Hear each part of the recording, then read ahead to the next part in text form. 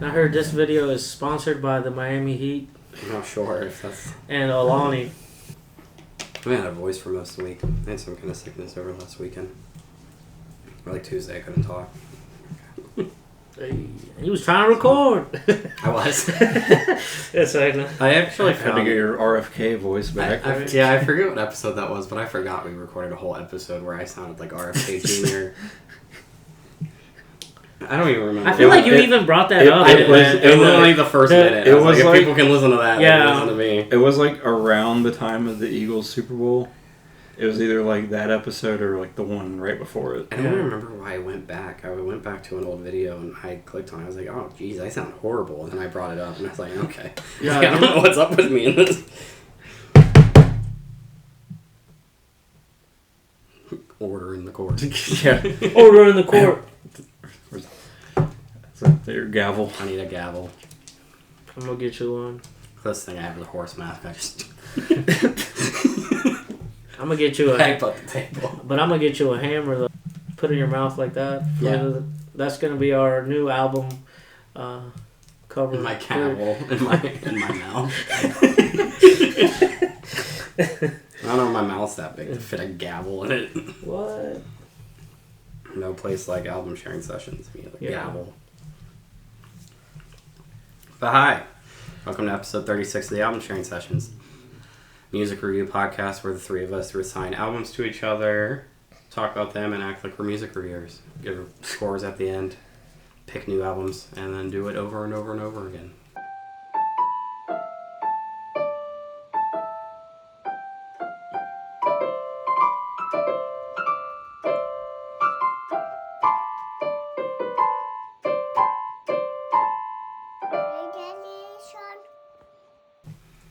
How's it going? Ta-da. How's it going, y'all? What's up? What's up? What's up?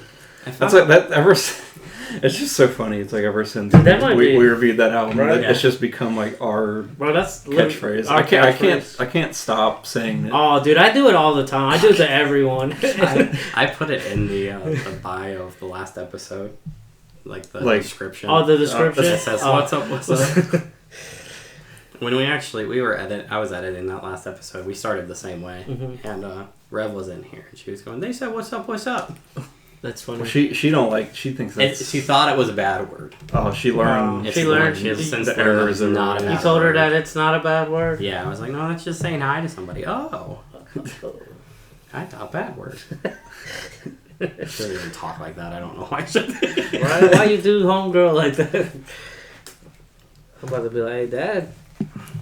When I write these notes, even like a day apart from when we record, I forget what I write because I'm bad at writing. Yeah, I gotta reread my notes all the time. This is Brandon. Brandon threw his clothes in the water. Brandon ran around naked. Hey. This is Ulysses. And whatever I said. What good is his beauty if his booty can't find a beat? Hey. And then, hi, I'm Tristan. And I'm never going to swing like Chandler Bing in that one where Phoebe sings about smelly cats that need Listerine. I have no friends, I smell no better. You know, I was, not to get too far ahead, but when I was listening, like, just, I had all the lyrics pulled up, like, listening along. And I never knew, like, what they were saying in Swinging Hammer. And I'm like, well, really fair. Like, that's... I mean, I don't think it really makes much of a difference because it's, like, nonsense, no matter... Which, if you know what they're saying or not. When this album first came out, because like, if you've been around, we do Badflower. Badflower things are done every March, April time. And as soon as I first listened to this, I was like, my intro whenever I do this will be from Swinging Hammer. I just don't know what. Like, my first idea was these are my new pajamas. And then... Something Bananarama. I also quite liked the one in something off, or not, yeah, it's something off my chest where he's like, I'm 5'5", I hate my life. Well, this one's very fitting for you guys, for you especially, because are you into? Did you watch Friends as much as? I've seen it. Because like growing up, that was always on at home, right? It's weird that we've now reviewed 2 albums that reference Chandler Bing post death too. Hey, rest in peace to my brother. If you couldn't tell from the thumbnail or Tristan's introductions, we are reviewing Parklife by Blur. No place like home like Badflower. Badflower. Badflower. Now Already you talked about it. You're gonna have me say the wrong thing.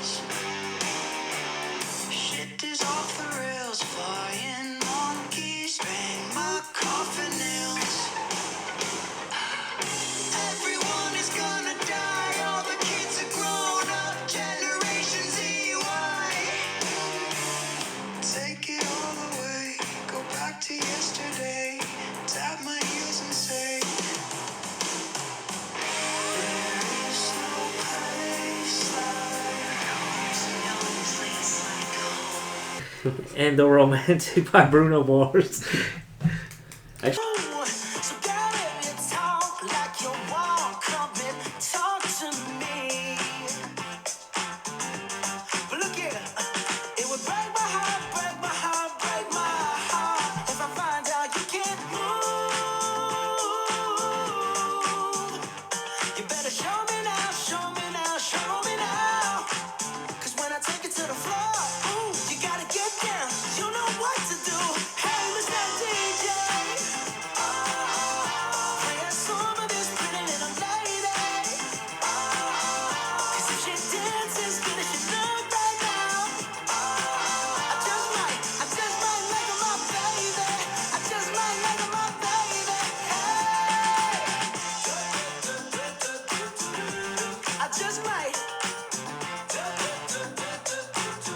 already wrote down our album or our episode title.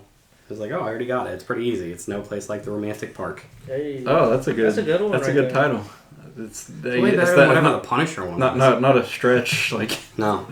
The Punisher, the Phoebe Bridgers one, that was the worst title we've had. what was it like? The search for It was like the teenage Punisher or something like that. something. I don't know. It's horrible. I know it's bad. The only other one that was going to be that bad was when we did Capstan and Or like they were all Tyler and Crater and one Claro. Yeah, because it was like 'Cause it was- Charm, Igor, Mosaic. Yeah.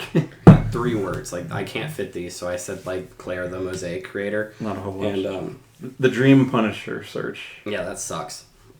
It's not that bad. It's I mean, not, but I, like, half of anything, if I put teenage in there at all, I'd end up on a list.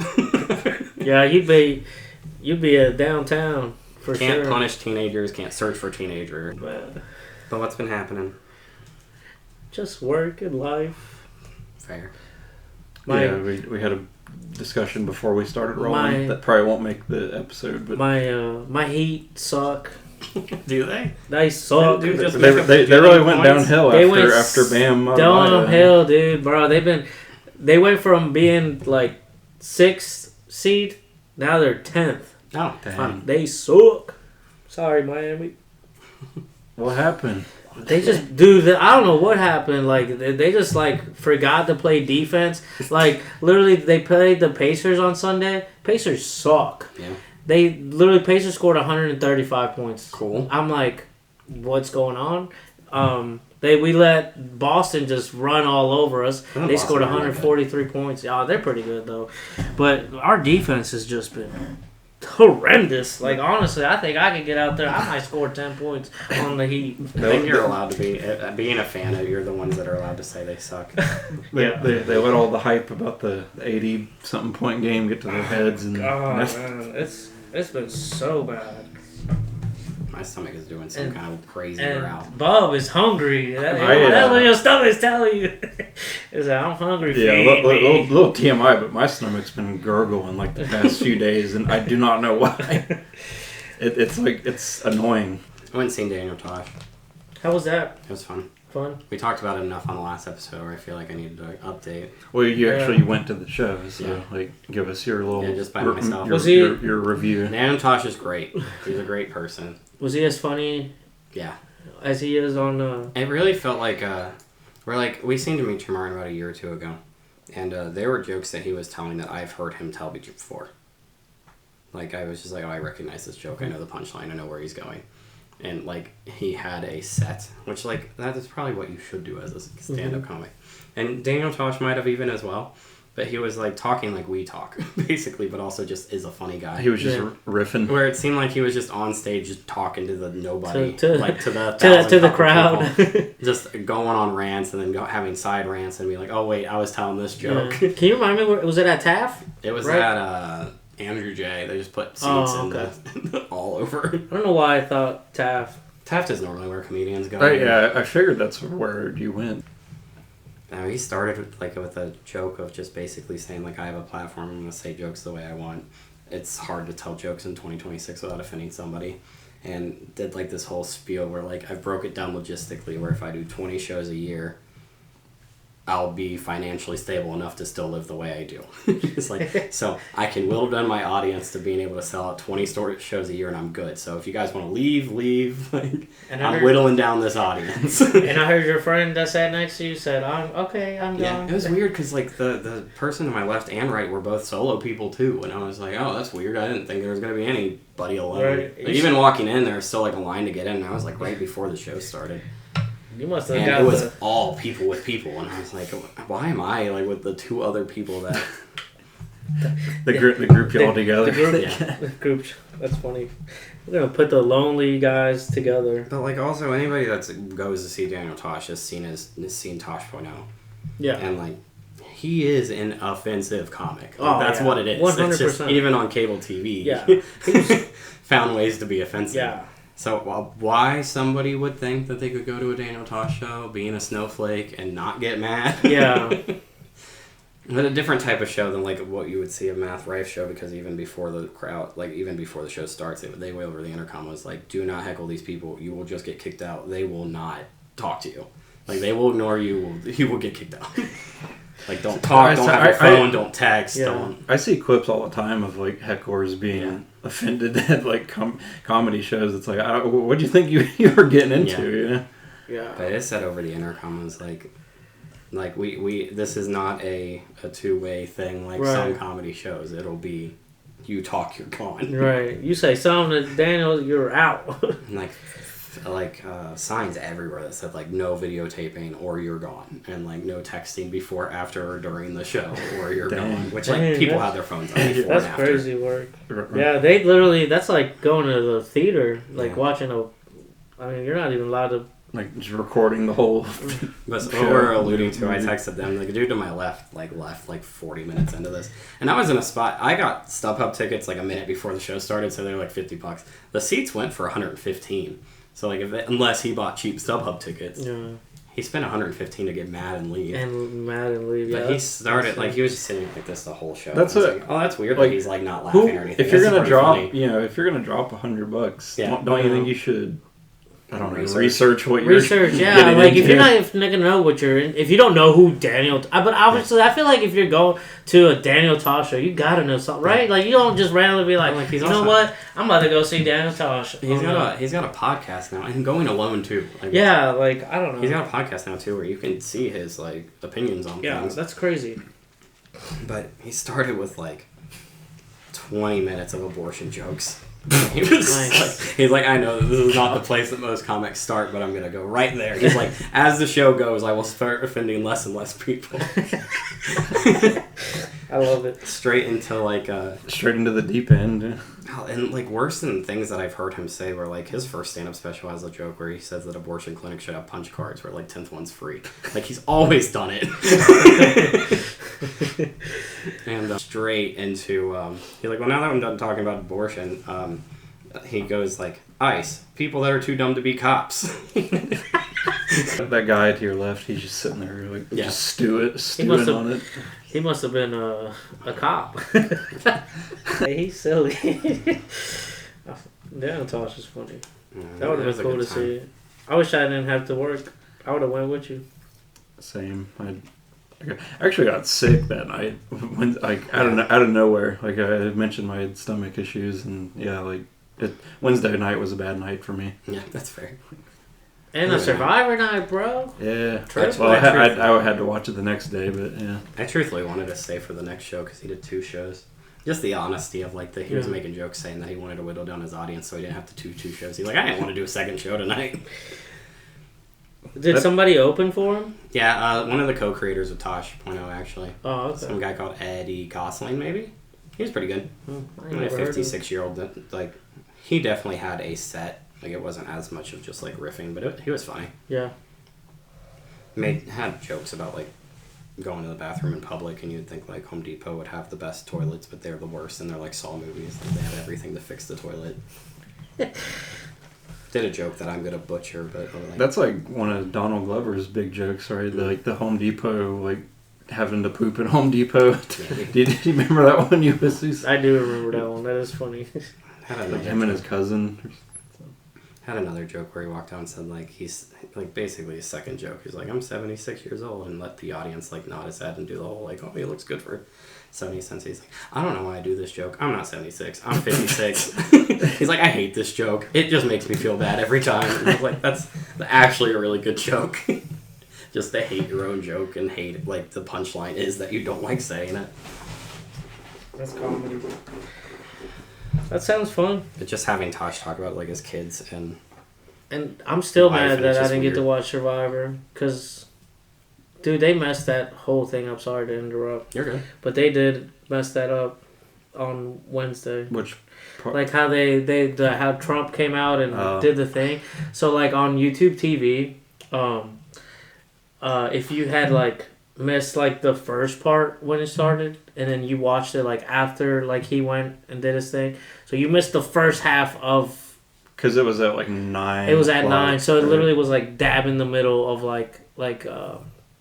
of the show, and so I literally missed I turned this thing on because normally we have dinner and we watch it, and then it's cool because we can just skip through the commercials. Yeah, and I started and I fast forward the dumb speech, and then I'm getting there. They just did the challenge. They're about to go to tribal council. I'm like, hold on. You missed I missed everything, and I'm like, what's going on? And so I'm. It's a really poor episode to miss because there were three. I was like, tribal councils. I was like, bro, what is going on? So I'm trying to because I record that stuff on YouTube TV, so I'm trying to figure out. But they had messed it up so bad, so literally the episode was the beginning is the speech. I'm like, what is going on, bro? I'm literally buying Paramount because I'm. Yeah. That's what I watched it on Paramount, and it just skipped that. It was just a normal episode. But on Paramount, I couldn't go back. Was it even an important thing? No, he was just say anything. It was just him going I guess he's just going hard on Iran now. He's just gonna start he's gonna start bombing harder until they negotiate for more oil or cheaper. He just. But yeah, so the Paramount, it's they do it the next day. So I don't know if you had checked Thursday or beyond that, but that's when they put up. They put it up, yeah. Because I had Googled it before, and they said if you have premium, you can watch it during, when it's out, and not wait till tomorrow. So I'm like, cool. It'll probably be how YouTube, you could go back, rewind a little bit. I couldn't rewind. So now I have another streaming service. For a month. I need Paramount. That's where Blue's Clues is. Paramount's pretty good. I mean, CBS, Paramount as a company is... No, they're the worst. But the streaming service is alright. Yeah, they got Wild Boys on there. Yes, remember that show? I'm surprised anybody has Wild Boys anywhere. A spin-off of Jackass. Wow. I've been. Do they have Viva La Bam? That's a deep. They have Viva La Bam too. Maybe I haven't checked, but Don Vito, his uncle's a pedophile, so I would not blame anybody for not doing that show. I've been making people when we were watching Survivor on Paramount, just watching old episodes because you can watch yeah they got all of them right. And every once in a while I'll let it play the one episode, then I'll throw Wild Boys on there. Like, wow, this really took a turn. Like a Survivor. Like, why is Steve-O here? It's so wild. That show is so wild, dude. Oh man, I love them guys. They're just like literally it's jackass, but like let's go out and mess with these animals. Yeah. Oh, they're crazy. I had a little reaction thing that I wanted to do because we haven't done that in a while. And this table's getting uncertain. There we go. Oh my bad, I might have kicked it. You're good. I feel like I'm far away from it, which is fine. I'm normally like stuck in a cubby hole. You're like kind of stuck in your cubby hole, but not. Yeah. But yeah, it's been a minute since we've like reacted to anything. I think this might be Ulysses' first time. Yeah. Like We haven't done it since President. Live, yeah. Has a whole EP now and announced the whole American tour. And so that's like the kind of the aesthetic of this band. Like they don't sound like President at all, but like you'll see in a minute. But this group has been like going viral. I just got on the train. But this video has like 7 million views. It was uploaded a month ago. They're viral. Yeah, they're a French Canadian group called. I'm gonna really butcher their name. Angine de Poitvin. Have you heard of them? No. Oh, I was gonna say whatever you just said kind of sounded close. I'm just doing a French accent, making gibberish. Angine de Poitvin. I just finished playing Expedition 33. I got the French accent down. But it's just two dudes in costumes. Sounds like a dish. And I might have seen them. If this is right. It looks. They just look cool. I have seen them. You've seen them. I'm not gonna play the whole thing, but I don't know. I've just kind of been fascinated by them. Yeah, those costumes are crazy wild. There was a Twitter thread of like good masked bands, and this was like one of the ones that people kept saying. And I seen the costumes, and I was like, "Oh, this is something." Yeah, their noses are out of this world. Yeah. Like, how long does it take you to get in a costume, bro?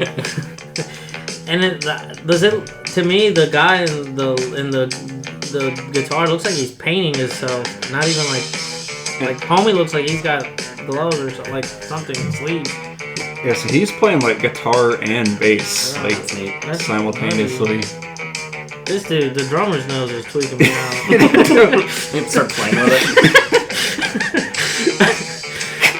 Like, why is it balancing like that? I'd like to see that guitar bass player go over and start hitting some cymbals with his nose. Right? He's got all kinds of Bro, pedals. That's crazy. Bare feet. Bare feet is wild too. I thought it was. Is it all instrumental? Yeah, like he'll throw in a couple like weird, like he'll go like, but like, that makes sense. That's about it. That tracks. He's about to play with his little chin strap watch. Is it always the polka dot thing, or is this just? As from what I understand, yes. Like that's kind of just their aesthetic. It's groovy though. Yeah, I like it a lot. Like their album just dropped yesterday.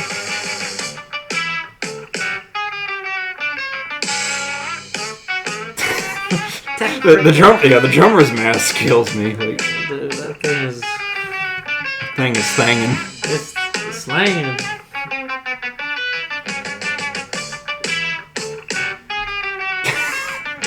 Squidward ass nose. Right. Hey, Squidward.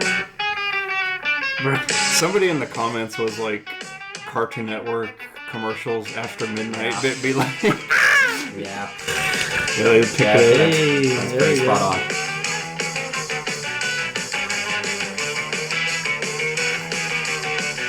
Bruh. It's super cool. I'm not gonna lie to you. How can the drummer see? I'm sure they got like eye holes in there. Like, I'm sure he does, but like, you gotta know your drum placement. That's actually the twist. Is he can't see. He can't see. He just knows where he's at. Like, I feel like that's what it is. We keep going to Disney on Ice, and every time they bring Stitch out, it's the same. It seems to be like the same kind of thing, where everybody's like, somebody is always walking with Stitch. I was like, I bet you Stitch can't see. Whatever costume they have. Whoever costume they have, yeah.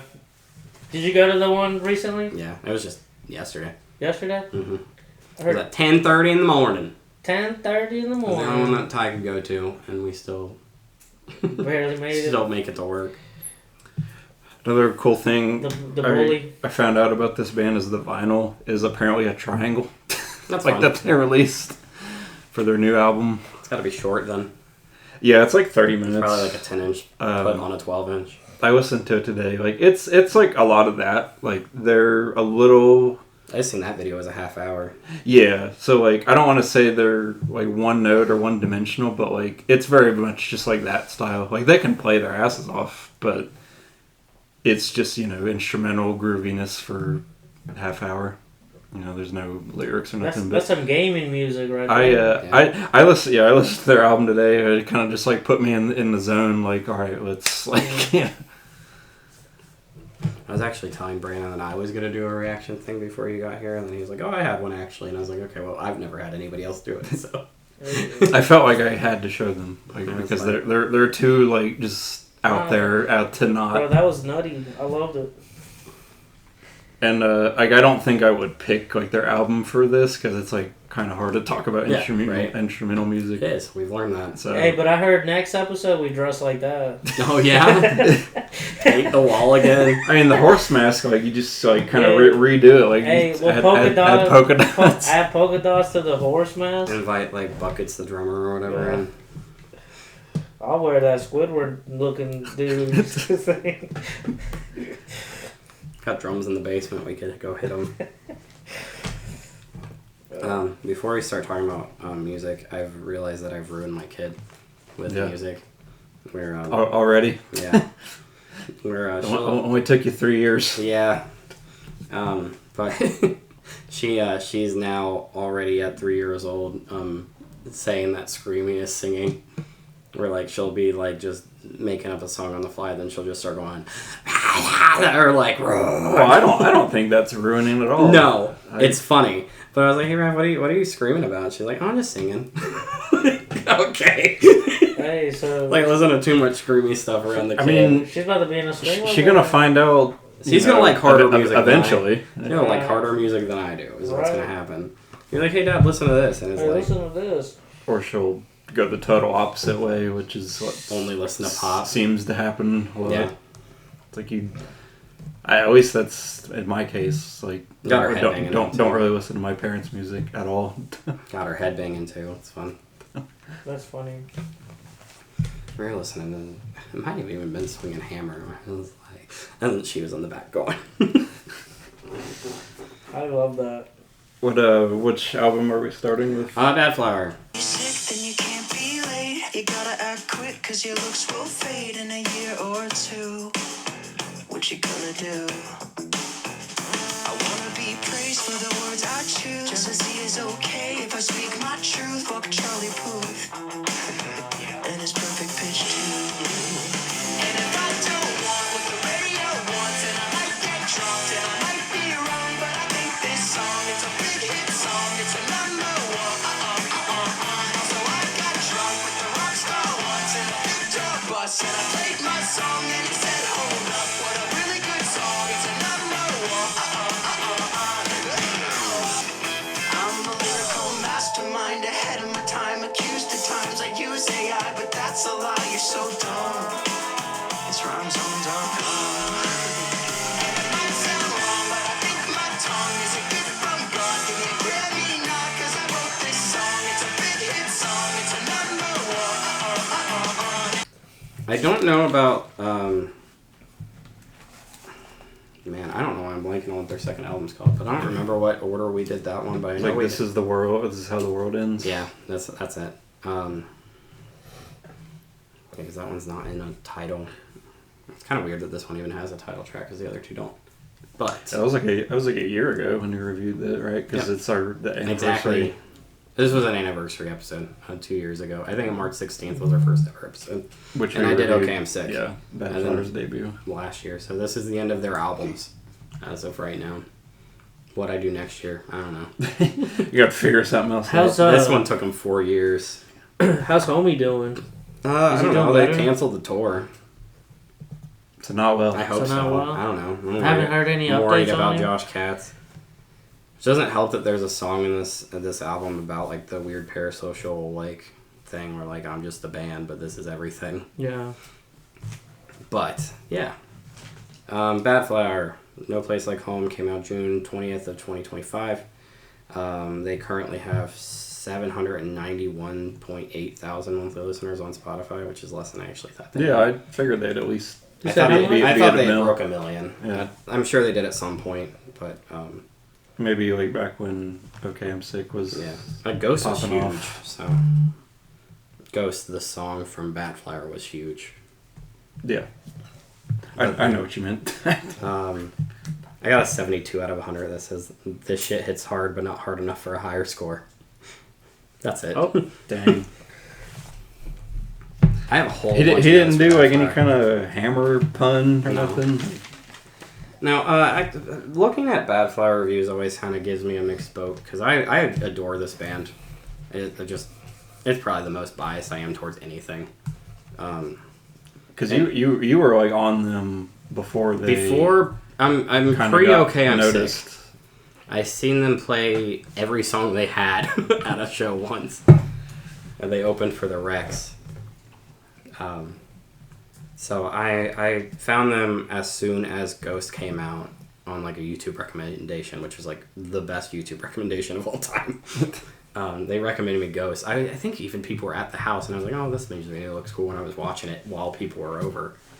And that was it. And then I've seen that the Rex was touring, and I already liked the Rex. It's a hell of a song to put on, like for a like a I gallery. didn't have it.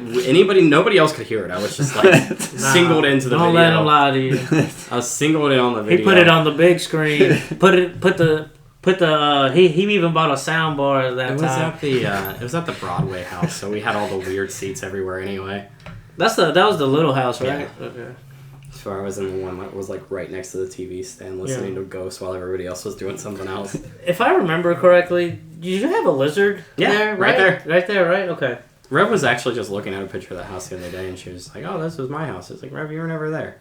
She was like, "Yo, but I was there." And I was like, "No, we actually even had a lizard, Right. like, right off camera here." I was like, I remember you having a lizard The lizard made it until last year, 2 years ago, maybe. 2 years ago. Yeah, he lived a long time, and we didn't even know how old he was up to that point.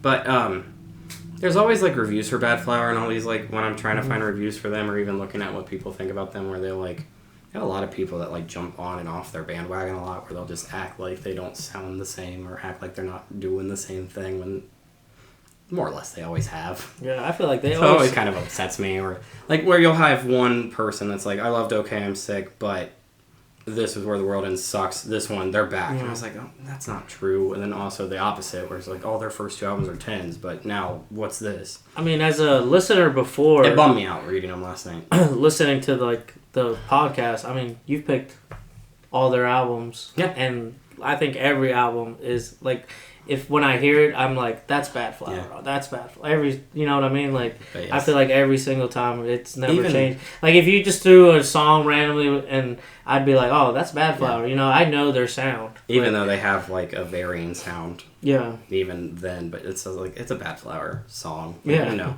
they make songs that just sound like other ones of their songs to be like, oh, this doesn't sound like them anymore. Like it's just. For example, just to shove a random... I have notes for every song, by the way. So if we wanted to do this in the way of, like, talk about a song, and then I'll jump in with my notes. Yeah. But, like, for example, from what I'm trying to say, that, like, What's the Point sounds so much like 24. Like, reminded me of that song so much. It's for you to just be like... For anybody to be like, oh, Badflower doesn't sound like Badflower anymore. But also just like the crazy comparisons I was texting you guys even last night about, where people are just like, yeah, Badflower is just reheating 21 Pilots nachos. It's like, what are you hearing? That's crazy. That is crazy. Like, there's another person on their Reddit being like, yeah, No Place Like Home reminds me of Sleeping with Sirens. It's like, what do you want? Yeah. The only thing, if I'm gonna say something like that, Like, yeah, like, right? a song that sounds like something, Pause to me sounds like one of their Dashboard songs. Don't Okay. Wait. I'll play it for you. I'll play Dashboard's song. And it's literally just like a smidgen of it. like every time I'd listen to it, I'd be like, did I change? Yeah. And like, and it's literally just like this like oh part, and it's just like. That does kind of sound like. And then that literally sounds like the beginning of Pause, and like I'm like. That does. And I mean that's the only thing I could be like. Also, Badflower to Dashboard isn't that big of a jump. Yeah. Badflower to 21 Pilots is. That's Badflower huge. to Sleeping with Sirens is huge. That is a big jump. I don't understand. So reading and doing Badflower always kind of bums me out. I took a peek at the Reddit like when you were texting us last night. So I went and found the discussion thread for when this album dropped. Okay. And people were like, "Where's all the rock at?" And I'm like, "Are we listening to this the same album?" Every Badflower song has some kind of like crazy heavy guitar. Like, it's just what they are. It's heavy guitar with like unhinged sometimes or like really well written story songs about like personifying or. I wouldn't personal aspects that I wouldn't call myself a Badflower fan, like to the degree that like these people are on the the forums, the Reddit pages discussing the band every day. But it's like I honestly did feel like I was listening to a different album than what was being discussed. It's a lot of it. It is like where there is even when this album came out, somebody had posted, either in a fan club or Reddit or something, saying that they wish they were still political. Like, oh, they haven't really made a song like Die since Die. Well, and I was like, well, yeah, but like they've just gotten a little better at not being so upset. So direct about it. And like No Place Like Home is a song about how like the immigration problems with this country, and like it's so obvious, and then like Machine Gun. I'm gonna be real with you. I just thought No Place Like Home was just about the Wizard of Oz. Like I didn't catch give or take the parallels. Give or take, but honestly, if you that is the story of Wicked. Wicked is literally like basically like they don't like the animals. They're trying to get rid of all the animals. That's what the Wizard's trying to do. And it's the story of Wicked is like the behind the scenes whatever that Wicked does is like they even straight up say like we have to make an enemy so that like we look like we're the good guys. Yeah, I that one went over my head. I just kind of thought they were doing like a Breaking Benjamin like home thing, like oh let's just make a Wizard of Oz song. Hey, go home and watch Wicked. No, it's very much an anti like boomer mindset song. We're like complaining that people on OnlyFans are making more money than like a construction worker, or like the whole I'm American, you're just visiting line. Yeah. But like I guess that's a testament to their songwriting, as in like I remember on our first episode that we recorded how we were like this like Badflower doesn't know how to write metaphors. And so they've come a long way, it seems. Yeah, the first verse says, I'm a citizen of this country, you're just visiting, don't come back again, you're an alien, I'm American. But then I'm reading into it a little bit too much, and I know that, but I think it's funny that Badflower and Josh Katz in particular like writes these like crazy personas, like incel personas, or like songs about wanting to go find somebody off the internet and kill them. So then like to have the line that would I still complain if I had a brain? And my brain makes me think that he thinks that being that mindset of a person is worse than because the other ones he's just like straight up like this song I'm an incel and I'm gonna go talk about how I want to rip somebody's insides out, but not even admit the irony or like the fact that it's a persona. But in this one he's like there's a second thought of like I can't have people think I think this way. He does have a bit of a weird obsession with like doing the incel persona. Like he does it every album. Yep. There always has to be one. But that's honestly become one of my favorite songs on this. No Place Like Home is great. Or I've even seen reviews online of people just that's just an intro song. It's like that's one of the best songs on the album. Like the darkness of it, like the creepy little like whatever's behind it. I think Toto run into like a musical breakdown's really fun. It's really funny. I messed with it. But yeah, again, I have a note for every song. I adore. Yeah, like if you just want to go track by track. Yeah, if you want to go track by track, we'll keep going. That's what we did in the first episode ever, so might as well. Some precursor knowledge to this. I've normally like Badflower is like the top listened to thing ever for me. Like, if you go into my Apple Music and it's like, your top listen to everything, it's Badflower and Arm's Length, like back and forth for like the top 25 songs. No 21 Pilots? Honestly, no, I listened to Okay, I'm Sick a stupid amount. The Arm's Length album, there were times, the Never Before Seen one, like the first one when I first discovered them, I would just play that song for a whole 8-hour day at work, like just hit repeat. 21 Pilots is in there, but they have more music, I guess, maybe. Like, I've been dealing with the same 1 or 2 albums with both those other artists for a long time. This one I haven't spent as much time with because I was scared of Pause, truthfully.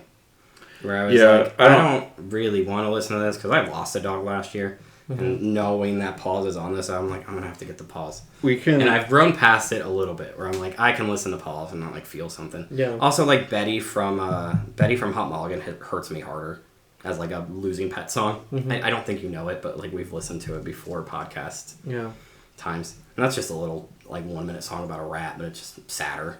Yeah. Yeah, I don't know if you want to like jump to Pause or like if you want to, because I did write a little blurb about Pause here. I said Pause, good song that I will be glad to never hear again. And I put it on my least favorites, not because it's a bad song, but just because it's like I don't want to listen to it. Like, I kind of wish that the tour didn't get, like, cut short because they were playing Pause and then took it off the set list where I was, like, simultaneously, like, Pause would have probably hurt me live, but also, so you didn't I guess I'm not going to get hurt. You didn't get to hear it? Not this time. Hopefully there's another No Place Like Home tour.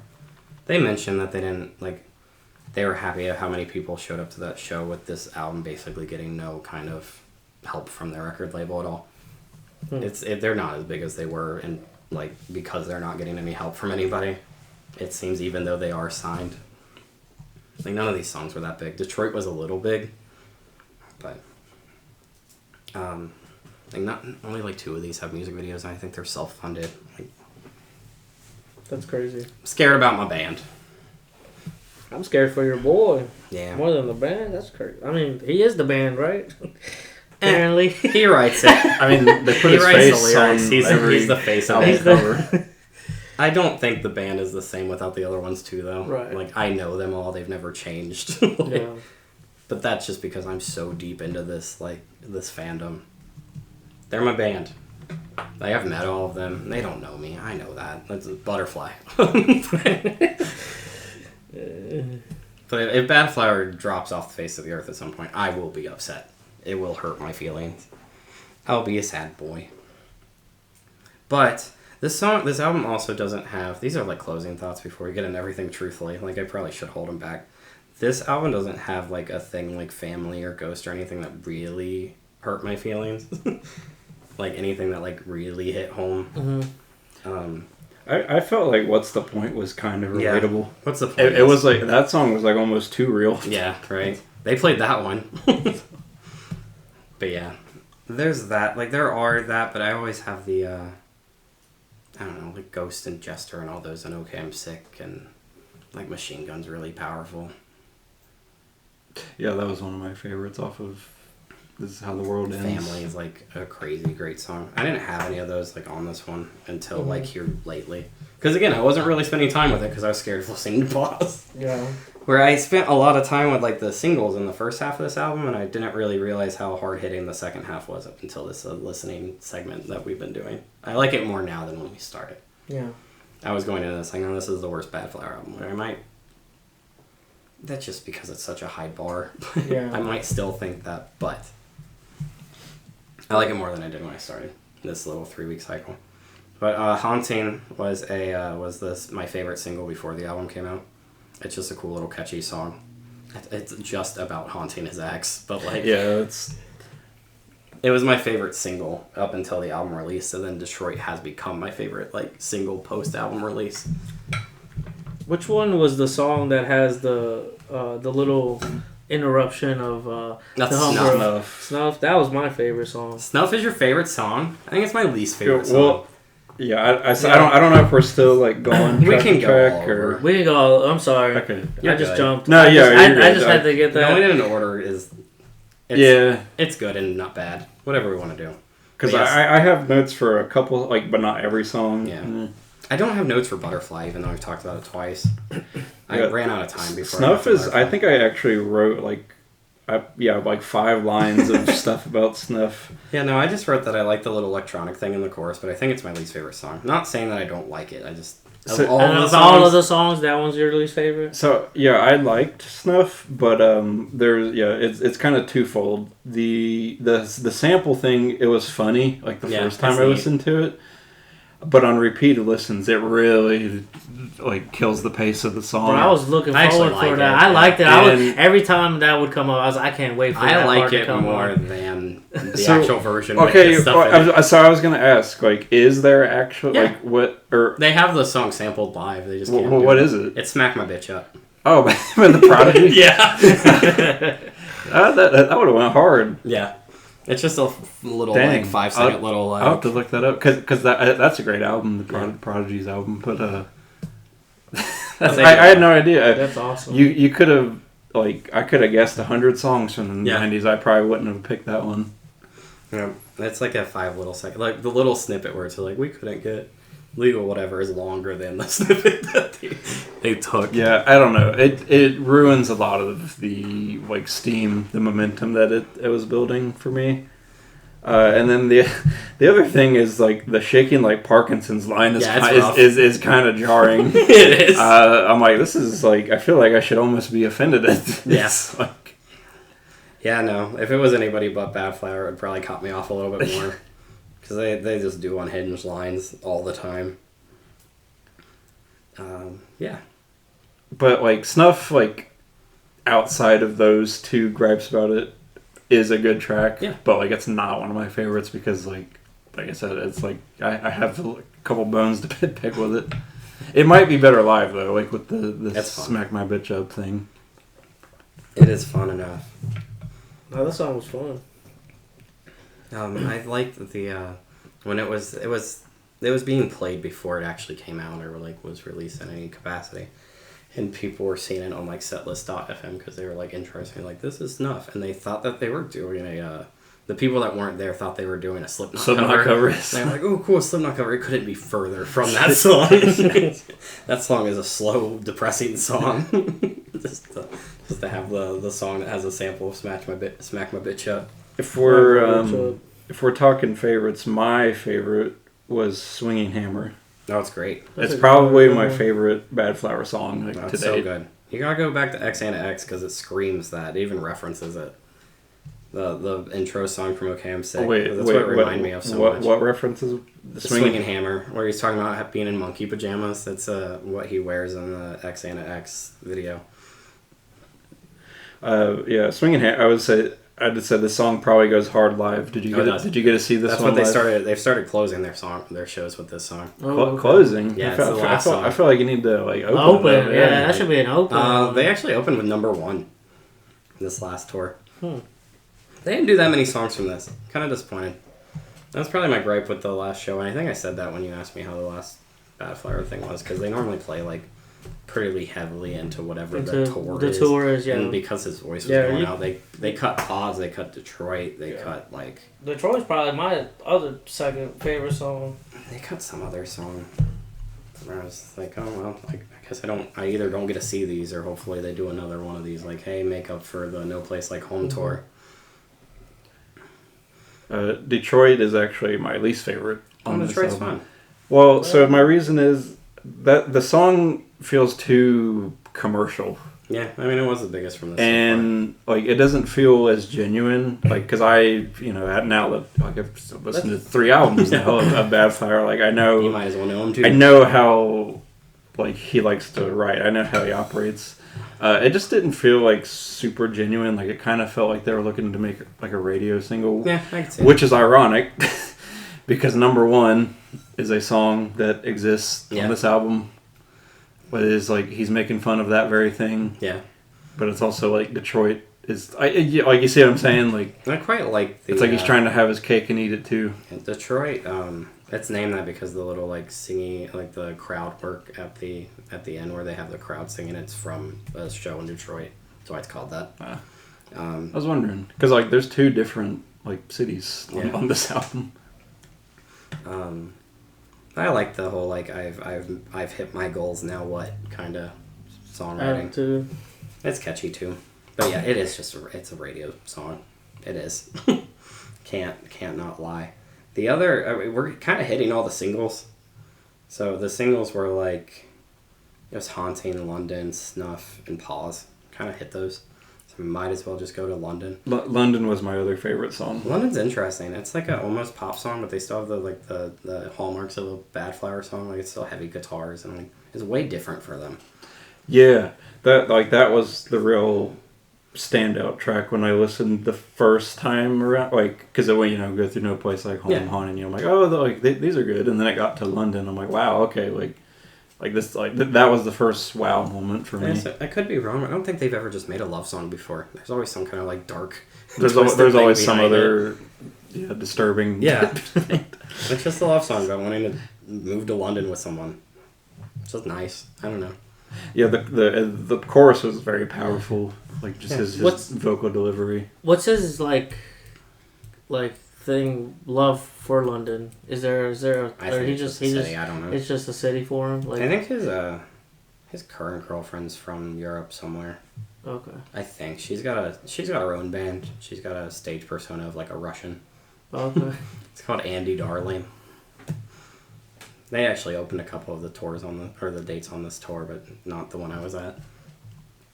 He was Josh Katz was actually playing guitar for her on a couple of them, like he was her guitar player, which I thought was cool.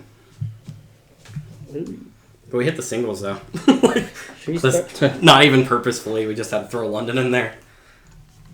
Well, she's from the Czech Republic. So I don't know. Maybe they just want to go back to Europe. Yeah. I'm confused about where they're even located because they all don't even live in the same place anymore. Like they all were from LA, and then Josh moved to Nashville, and then. Is that right? Yeah. I think they live in New York now, maybe, and like the drummer and the bassists live in Pittsburgh now. So there's always a Pittsburgh stop on their tours. Pittsburgh's. I normally have to travel to see Badflower. They never come here. And I've been to Pittsburgh, I've been to Nashville, I've been to Indianapolis a whole bunch. I've only seen them in Cincinnati 3 times. Yeah, and crazy to play in Bogarts, right? Never in Columbus either. Ever. Yeah, that's crazy. They play it in Sonic Temple and stuff. But where did you see them before? Riverfront Live, which used to be like Annie's. That's the one in like Kentucky, right? It's right next to Riverbend. Okay. I know what you're talking about now. Yeah. It just had a shooting the other day. Yeah. Some DJ set, somebody just got shot up. Which, like, they changed the name of that venue because it had a shooting problem. Yeah, because they had a shooting problem. Yeah. Now it's about to be something else. The only time I've been there was a free, like, 96 Rock show where I had to go to an Arby's and, I remember that. I remember the Arby's saga. I went to an Arby's in Fairfield to get tickets. Met the 96 Rock people, like, in merch, and they're like, oh, I know what you're here for. That's so funny. But then Bogarts twice. Okay. I just feel like that's so weird. When people, like, I don't know, maybe I'm just dumb to think about it. When people play in Bogarts, it's just... It's historic. It's like the only 1,500 capacity venue we have. I just feel like it's been there for so long that, like, we just have other venues that you can go to. Well, even Cincinnati. They even, like... The only other one is Andrew J. Cincinnati just has garbage venues. Yeah. Including Covington, like Newport too. They all suck. Yeah, they do. Like the Thompson House is okay, but it's old. Yeah. I just feel like Bogart just feels old. I don't know. It feels better than it did. They redid like the walls and posted all like the old school pictures up. Maybe I haven't been there in a while. I just always every time they have like pictures of like people that had played there. And they'll be like, it has a picture of Prince up, and it's like Prince 1970 something, and like Lenny's up there, and one of the Roar guys, and Roar. That would have been crazy. Gore's always there. They play it like once every other year. I always have half a thought to go see them. Like I've never listened to one of their songs. I've heard their live show is like life changing. Yeah. You'll never be the same after seeing them live. But then, the only one on these first little bit of songs that we haven't talked about, "Story of My Life," and I quite like it. It's like a. I also like that one. I really like the direction notes as verses, like as the lyrics are like, like the times that you fucked around with the deleted scenes, and if we can take my cuts out with CG or CGI, stuff like that. It's also like a pseudo Diary of Jane, or at the end where he's like, I'm watching the credits and my name's not there.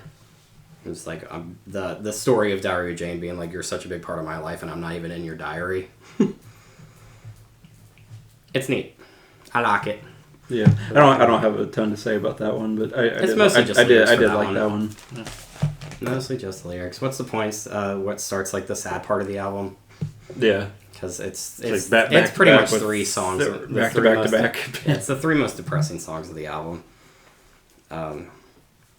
The title says it all. It's just like if you're in a state of mind of what's the point, don't listen to the song or listen to it because you'll relate. It's lyrics about just sitting around not knowing what to do and gaining weight and not seeing the point of doing anything and not wanting your family to see you in the state of mind. Yeah, like I said, that song was a little too real. Yeah. The outro on What's the Point is great. I really like it. Builds into a big crescendo. Of, like just obviously he just keeps repeating what's the point, and like the instruments like just rise with them. It was really nice live. It was actually one of the standouts that they played. It was only a 13-song set, give it, but it was pretty good.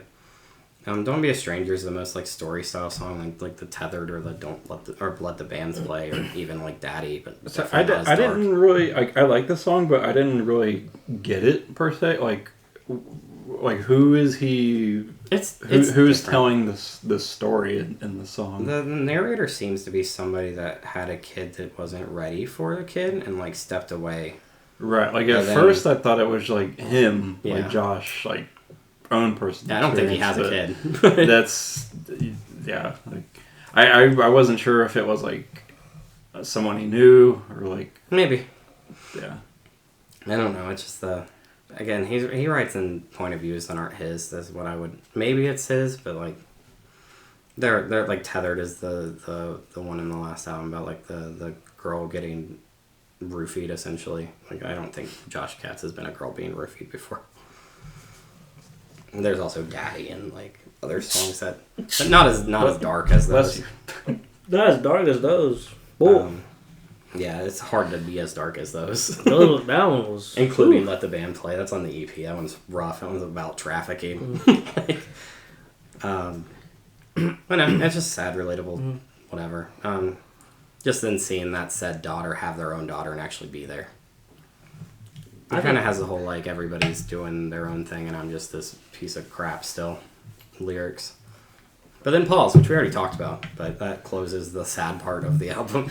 Yeah, they really... He wrote that go for the heartstrings with that three track run. I should have actually wore my Maggie shirt, because they made merch with the dog that he sings about in that song. Uh-huh. And her name's Maggie. He wrote it preemptively, because he's seen that she was in rough health. Just being like, okay, I'm going to write a song to try to get me through the fact that I know my dog's probably not going to last that much longer. And then, like, before the album was out, she passed away.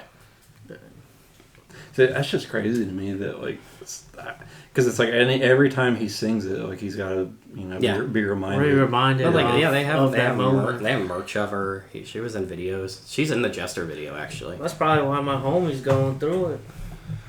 Poor guy. Number 1 is my most listened to song on this album. I love Number 1. It's great. It's like the turning point probably for most people because it is just like a what one would call a cringy Badflower song. It is cringy in a way, but it works. It's got like a 311 sounding guitar tone. It's so good. I have to share like just the brain rot that it put my mind in when it reminded me of John LaJoie's pop song. Yeah. Because I had listened to this album, didn't make the connection, and then like a day or two later, Pop Song by John LaJoie was just in my head. I'm like, why? Like, I haven't listened to this song in years. Then I listened to the Badflower album again, and I'm like, oh, like, they're kind of the same song. Like, yeah. That's why. Give or take. Like, my first listen to this song, I was like, oh, this seems pretty similar. Like, it's like You get off the sad bit straight into number one, where it's like a almost a beach sounding song. It's way different than the 3 songs that precede it is quite the turn. And it's like, okay, I had a thought in the back of my head. I was like, okay, this is gonna be the girlfriend or like the whatever other songs they put on this Platin albums. And then it's just like, oh, you gotta look good, blah blah blah. And then as soon as it gets to the "Fuck Charlie Puth" song, I was like, this is gonna be my favorite song on this album. Not even I quite like Charlie Puth. That's a great line. Then like Charlie Puth and his them playing it live too. They have pictures of him behind them on like screens. That's It's so funny. That is great. Being like a pseudo Charlie Puth fan, Yeah. I've like this is so fun to hear like anybody bring him up. That's hilarious. Even if it's in like a joking negative. And just to even call out him when he's not the biggest pop star. Right. He's like, why they say fuck me for? Yeah, right. I think it's just the fact that Taylor Swift has the song where it says she says Charlie Puth should be a bigger artist. just to bring him into another song that's the complete opposite tone. They had like a spinning head behind him. It's so much fun. Number one's might be my favorite. It's definitely the one I listen to the most. That, Swinging Hammer, and No Place Like Home are like my top 3 for this. And it's not normal for Badflower. Normally the off the wall, whatever upbeat songs are like in my top, but they're never the top. I listen to it all the time though. Like sometimes it's like I want to listen to number 1. I think it's cool how Josh, like where his brain goes with all these stuff and how he can do the different perspective. Like yeah, I don't know how he does that. That's insane amount of. Even going back to the EP, it's dark. His like, imagination is crazy. He needs to write a book. Yeah, like for real. When you lose your voice, start writing Badflower. Start writing Badflower. Like honestly, like the way he like his writing is crazy. Yeah, I don't know where he gets. And it's getting better, like for sure. Because we talked about it in the first episode, but it was very much like there's no metaphors what these songs are about. Or exactly that's what we were saying earlier. Like the writing has definitely improved as the album. Yeah, 100%. Even like the EP has pretty good lyrics, though. I'll say that. I don't know where we gotta listen to the EP at some point next March. Get around to it. Next EP episode. We'll have to put a bunch of extra credit songs on that one just because there are songs that came out before the EP. But also they took Heroin off the EP even though it was there. That's the best song. You don't know the EP. No, I'm just kidding. It's pretty good. But since I guess it's on OK I'm Sick, they just decided that it didn't need to be on the... Or it even has like a new release date too because it came out before OK I'm Sick, but now it's like says it's like 2020 or something.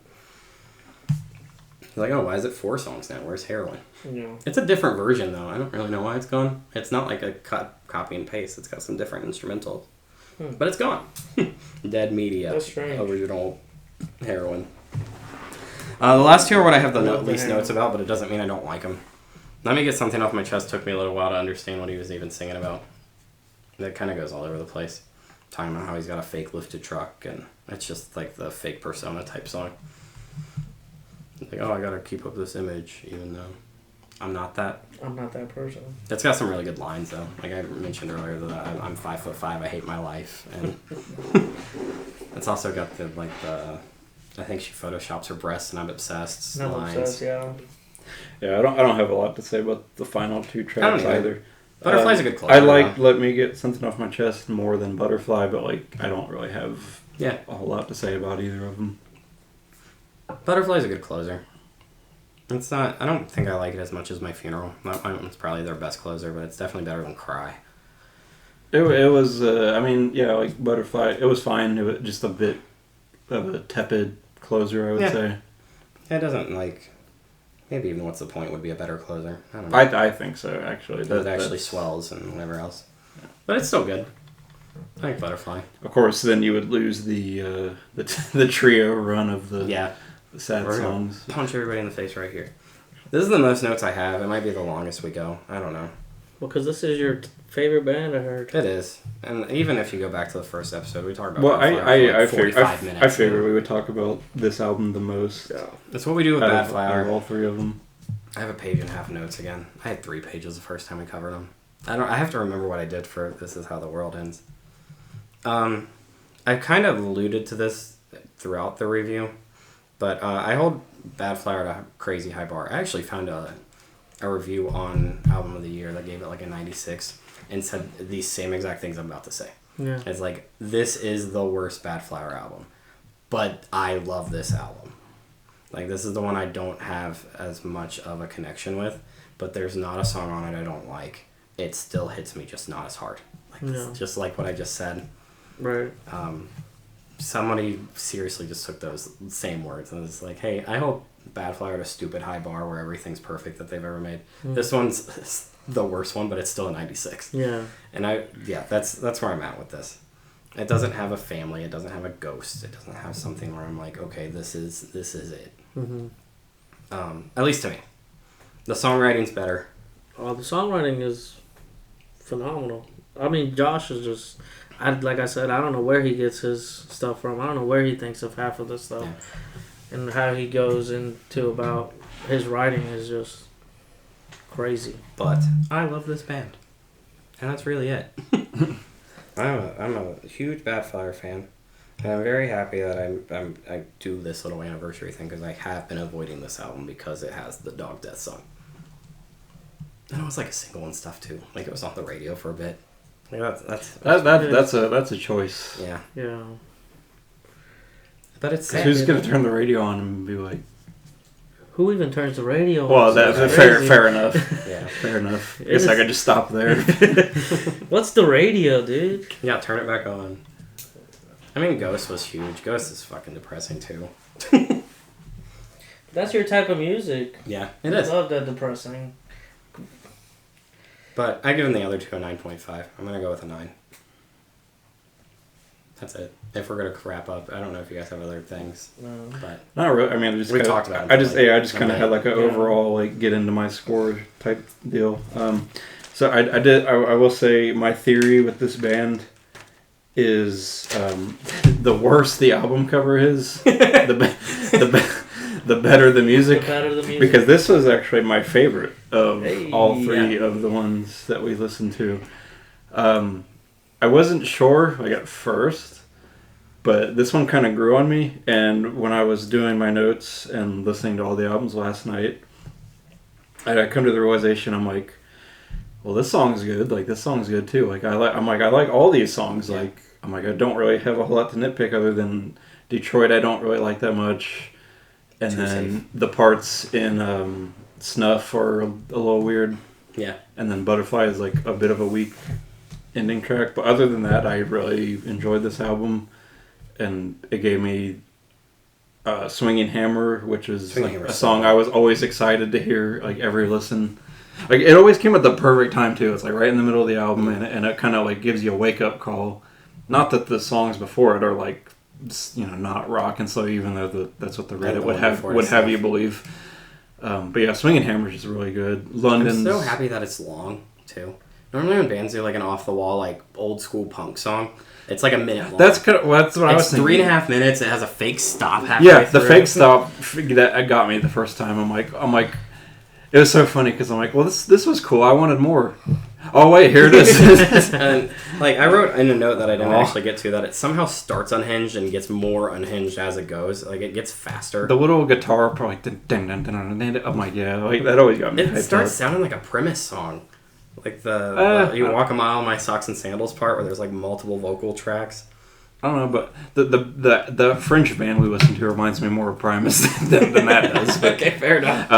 I was gonna say like Bad Religion, like just kind of like older punk, like 80s, 90s punk inspired, which I am a fan of.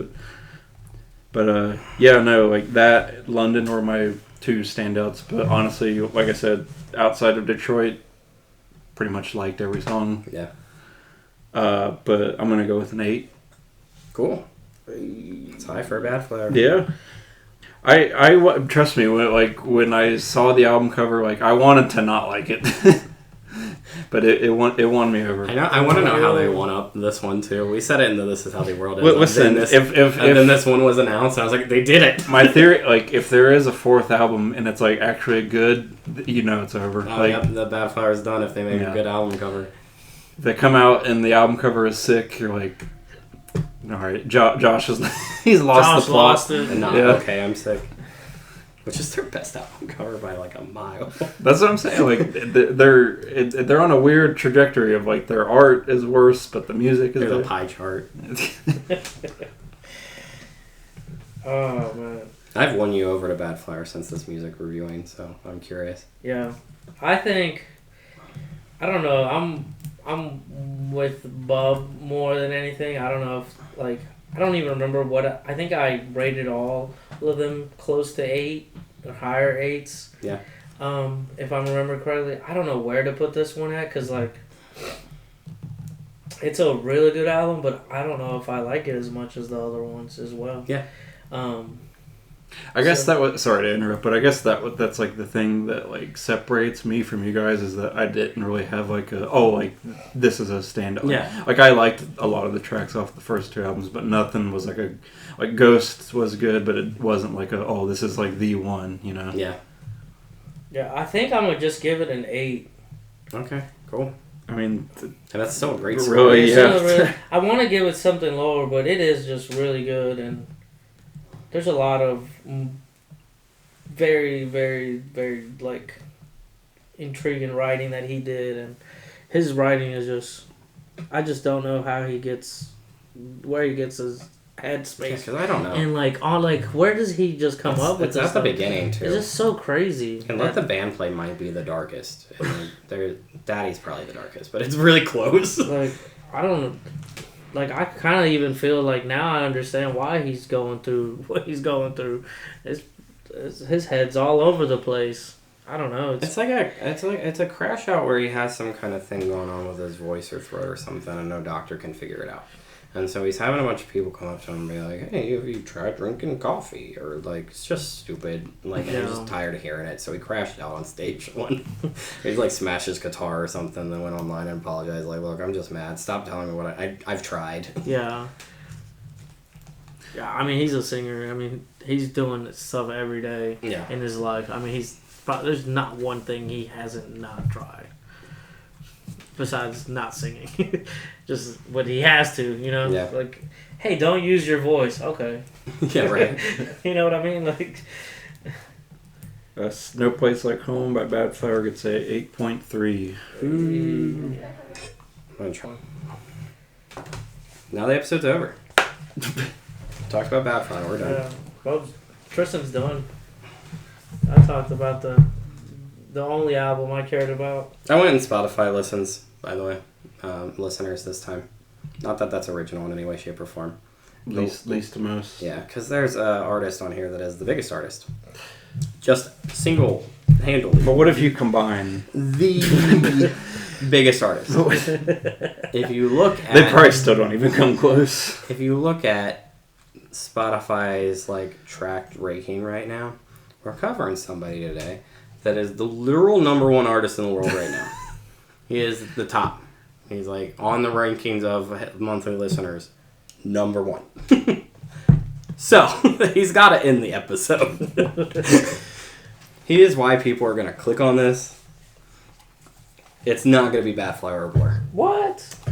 I bet it'd be Blur. By the way, Yeah, but Damon Just Albarn's a- got 2 bands. just to spoil a little bit, 134.9 million monthly listeners. Crazy work. The #1 artist in the world right now. And I say that, I throw that term around a little bit. Like, I said it about Katy Perry, I said it it about Taylor Swift. Bruno Mars is actual. Is it not Bad Bunny? Like I thought. No, he it's was Bruno like, Mars. No, it's Bruno Mars. I just figured Bad Bunny was like always just like permanently at the top. He's in, like, the top 10. Like he just never Yeah. moves. He's in the top 10 for sure, but no, Bruno's #1. I don't know how long Bruno's been #1. I don't know if it's just because he released a new album. But he's #1 right now. Yeah, he's Over everyone. So yeah, Blur, Pop. live. Parklife. I never stutter. Very. Came out April 24th of 1994. Blur currently has 12.4 million monthly listeners on Spotify. Oh shit! I'm just listening to car horns. My bad. 12.4 million monthly listeners on Spotify.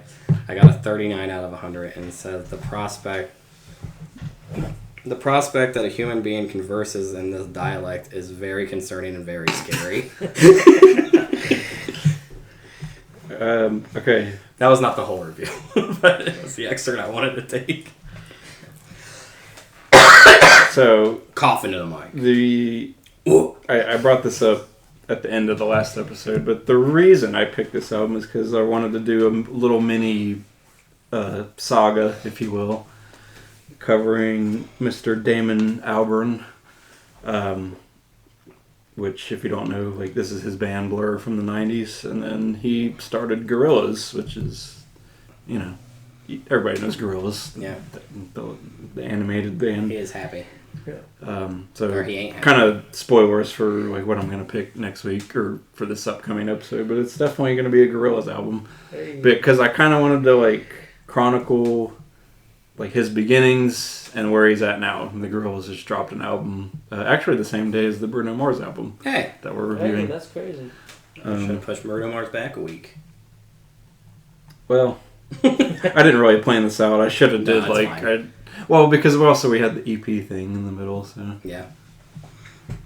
We're about to start somewhere. But with that said, I like the Gorillaz a lot, but like I haven't listened to hardly any Blur, so I hadn't listened to this album before I picked it. I had only heard the first two songs, Oh.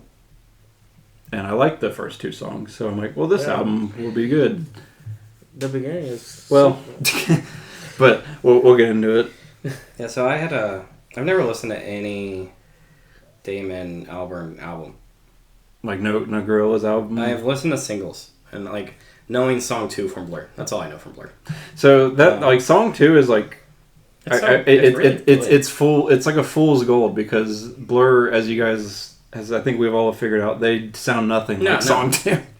They never like, feel heavy metal. like song 2 was like written as a joke, as I understand it. And Like they're they're their most popular song. like they were kind of making fun of like the new metal bands at the time, It's so good though. and it ends up being like their song. That's funny. You know what we're talking about when we say song 2.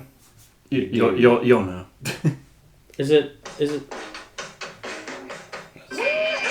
Oh yeah. Okay. I know. That's why I say it. Woo. Right. So knowing that, I was like kind of looking forward to this, and also I like what I've heard from Gorillaz. I have tried to listen to one of theirs, but I've since learned that it is their worst because I listened to Humans when Gorillaz came back, Yeah. and everybody says it's their worst. Gorillaz are very like up and down. I don't remember that album at all, but It's not that good. I like It's Saturn's. okay. I like Saturn's Saturn's Bars. Bars. And I was like, ooh, this one's good. I'm going to listen to the album. I don't remember that album. I like Saturn's Bar. I still have it. Yeah, Gorillaz. I mean, we'll talk a lot about Gorillaz next time we're on here, but they're very hit or miss. Like they got fantastic albums, and then not so great albums. I hear The Mountain's good. I haven't listened to it yet. It's going to be fresh for me too. Fun. But yeah, so we're not talking about Gorillaz today, though. We're talking about Blur, which is how. The Parklife's not their first album. I think this is like their third release. So it's not like the very, very beginning, but it's close enough. Like, I think this is their biggest album. Like, it's on their Essentials. like song 2 is their biggest song, yes, but I think this is their most popular. They have 3. It should be their most popular because I wrote a little fun fact. This is one of the UK's 10 albums that they made a postage stamp out of. Oh, fun. What? Like the little dogs on this, they made a stamp out of it. There's only 9 other albums that they chose to That's to awesome. represent the UK with their stamps. That is fun. That is. If you're going to pick a song to represent the UK or an album. Yeah, We've listened to UK stuff here before. This is the most UK thing we've It is listened to. very UK, very British. Which, like, I'm fine with, but for some reason, like, Parklife is the one that stand out immediately as, like, my favorite song. And it is the most British song. Parklife has like this actor. I should have wrote his name down, but it's like an actor that's doing like most of the talking in the song. That's the whole, like, for what it's known as, and Yeah, like it's not Damon that's singing it, It's most fun. of the time. T for time. Remind me, was the Arctic Monkeys the one that Timmy hated that because somebody. it was too British. Yeah. Okay. Timmy would have hated this album. He would. Well, he loves gorillas though.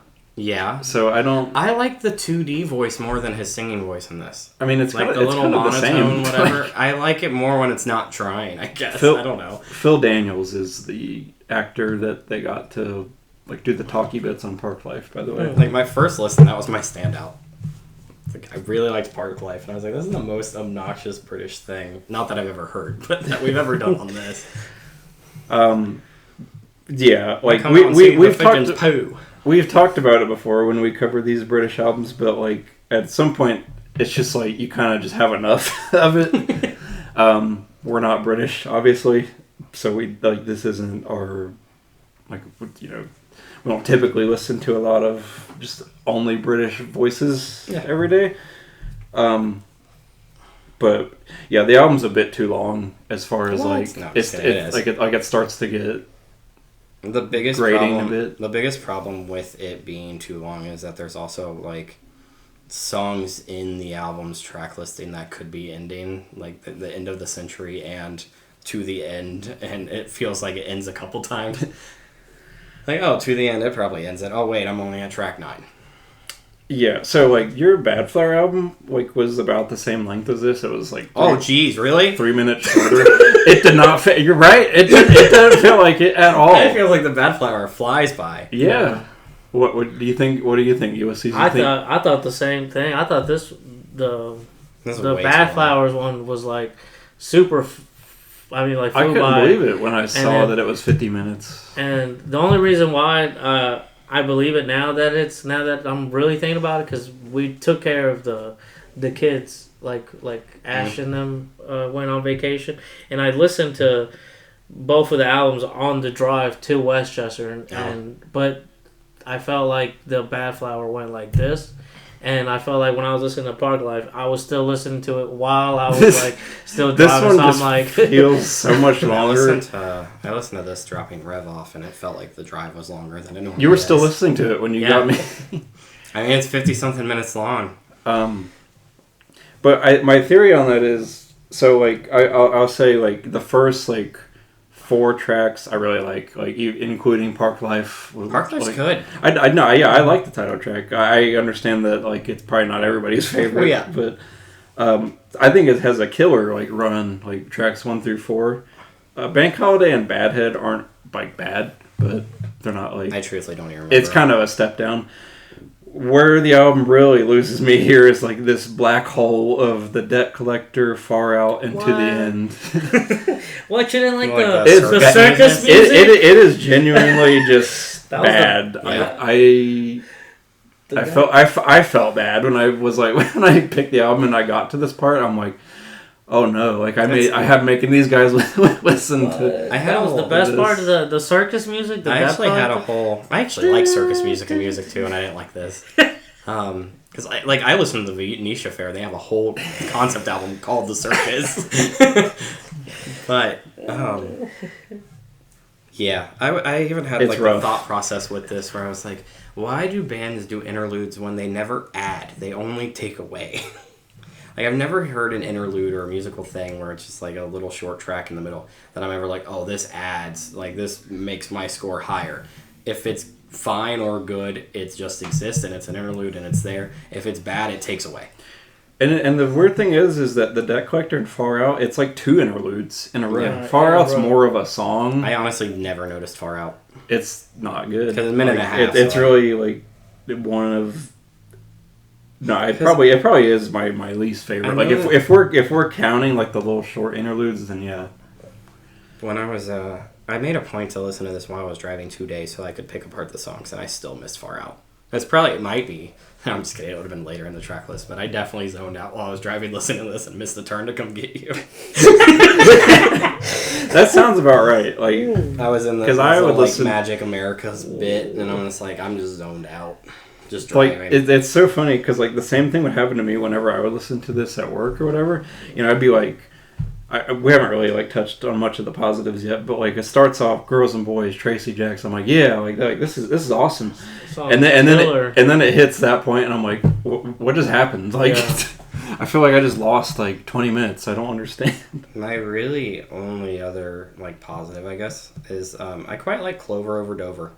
That was another of my favorites. So like of all this back whole album, that's a standout. I like it. So yeah, I think the story of this album starts really strong, then it loses a lot of steam in the midway, and then the ending songs like builds it back up a bit. Like there's some pretty good tracks on the end, but like it's hard to rebound after the black hole. From tracks 7 through 9. And then Jubilee's holding it down for us at the end. I think that was... I like that one, too. I like that a lot. I don't think there's... London Loves through This Is a Low, I think are all good. The problem is, like, at that point, it's just, you just kind of want the album to, like, start wrapping up. Yeah. They're good on their own, I will say. Like, this is more of an album that's better, like, if you just listen to it, like, single, like, I'll listen to Jubilee, I'll listen to Magic America or whatever. Which, obviously isn't good, like, as an album, like, review. But I think the tracks are...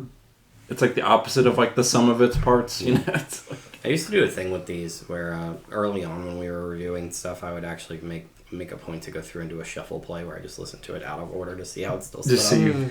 I don't do that anymore, but I might with it. Like, it might have been a good idea with that. I think it could benefit from that. Like, that actually does sound like a good idea. I used to. Back when I was still writing, like, crazy long reviews and we just started this.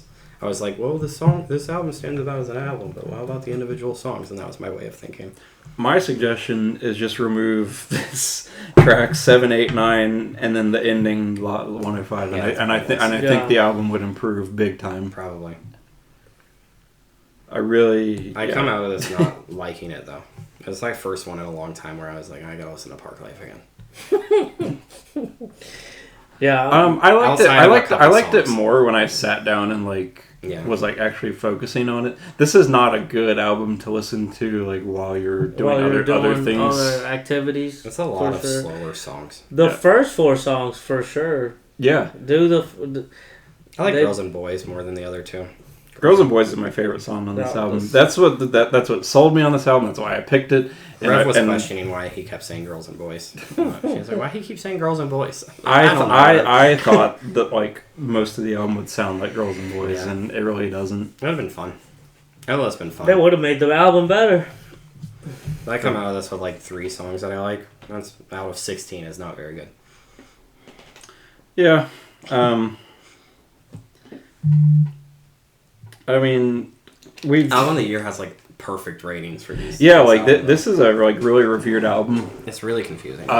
It's again maybe one of those things where it's like you might have just had to be a British teen and like in the before 90s we were born to really get it.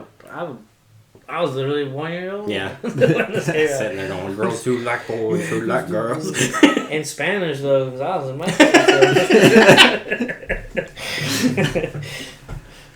Did you didn't like Tracy Jacks? I see like when I listened to it, I'm like, oh, Tristan might like this song because it does the whole build up thing like with the strings. I think it just says Tracy Jacks a couple more times than it needs to. I think the refrain of just saying the same name over and over again. It's catchy. It's catchy. I mean, you gotta give it that. It is the 4th best song on this. The 4th. End of a Century is really good too. Yeah, the first 4 tracks, I mean, are phenomenal. They're fire, man. Phenomenal. I mean, Parklife, you could kind of go either way on. Like I could see why someone wouldn't like it. But no, it's great. He sometimes feeds the pigeons too. Yeah, man. Like you can't tell me that at least the first 3 tracks aren't good. Yeah. The line in End of a Century that got me was, "And the mind gets dirty as you get closer to 30." That hit me because me and Tristan are about to turn 30 this year.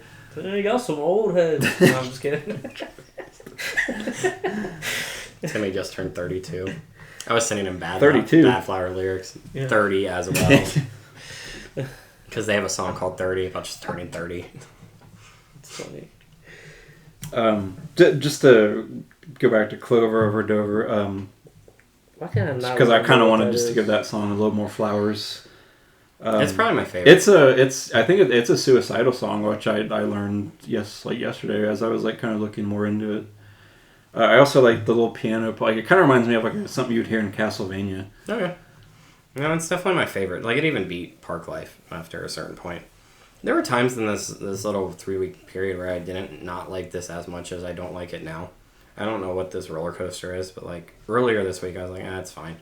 And then I started not liking it again. I don't know. I tell you, man, it's weird. that middle section that really hurts it for me. It really. I don't hate the album though. Like I think it's. No, it's still a pretty fun album. It's fun. It's fun Britpop. Yeah. It's like, but the thing with Britpop is like for us at least, it's like how much can you take in one sitting. But Dude, Parklife has a music video. Yeah, you don't watch it. Watch it. I'm excited. I'm gonna have to watch. I mean, I definitely like. I prefer Blur and because I just like Damon Albarn like as a Gorillaz fan. Yeah. But I would like listen to this over like an Oasis because I've never listened to. I don't really mess with Oasis too much. Badflower used to cover them live. They used to do some Champagne Supernova. Yeah. I mean, obviously, like this review's a lot shorter than our Badflower. They're just all gonna be. Right. I just talk like, about Badflower for too long. It's just like. I mean, I feel like we kind of hit all. Yeah. We hit all the notes on this. I mean, there wasn't nothing that like what Bub said like hit at home for me for any of this. It was just a nice little fun album. Besides when you lose me a little bit in the middle. I think what's going to be fun though is like when we do Gorillaz this upcoming week, and it's like it's going to be way different than this. There's features and yeah. I prefer the 2D vocal style. Like I know it's the same dude and it sounds the same, but like the monotone, just like I am happy. There's definitely I like it. There's so much definitely more. parts on this where like it kind of like if like it's like is this girl? I mean, obviously it's Damon like both ways, but it's like End of a Century. I think is a good example of like this could like definitely just fit as a gorilla. Like you just label it Gorillaz. Or even like the part in Dare where he kicks in, it makes the song better. Like Saturn's Bars, where he doesn't sing in Dare. But. He's in the end. Oh, like barely, but it's better than Dare is like Noodle song. Yes, but he's in the end going "Ain't no high" or whatever the lyrics are. I know Gorilla singles. It's like you pick the one song that's like he's there. It's like was written for Noodle specifically. He's got like 4 lines. I know. It's there. What are we thinking?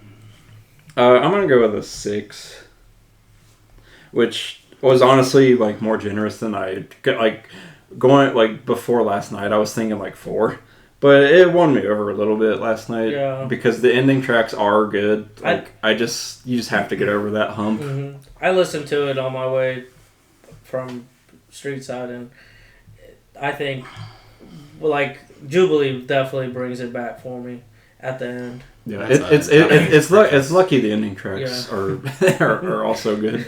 That's Japanese breakfast. That's on Blur. True. I'd give it a 5.8. Man, I'm with Brandon. I would have gave it a 4. You know how honestly. not fun I have when I review things that I don't like. It hurts my feelings. Listen, I picked the album and I was like close to giving it a 4. So I'm not going to be like what we're talking about. It's cool to be the. Sometimes it's just grating. It's just not even his voice. It was just a long, slow album. After you get past the couple first ones, there's no more energy. At least that I picked out. Well, there is. It just drains it all out of you during the black hole. Until Clover Over Dover, which I don't know even why, but that song really stuck out to me and became my favorite. Where I was like, "Where's Clover Over Dover? I need it to get here." As soon as you hear that little piano, you're back in. And then I could turn it off. Like we were listening to the last 2 tracks while on the way home here. After I picked you up, and I was like, "Man, I just want this to end." But that being said, I'm not gonna give it like a 1. I'm gonna go with a 3. Honestly, I'd figured like this album would get ripped apart when we like. So I mean, it's not the worst thing. It's just too long.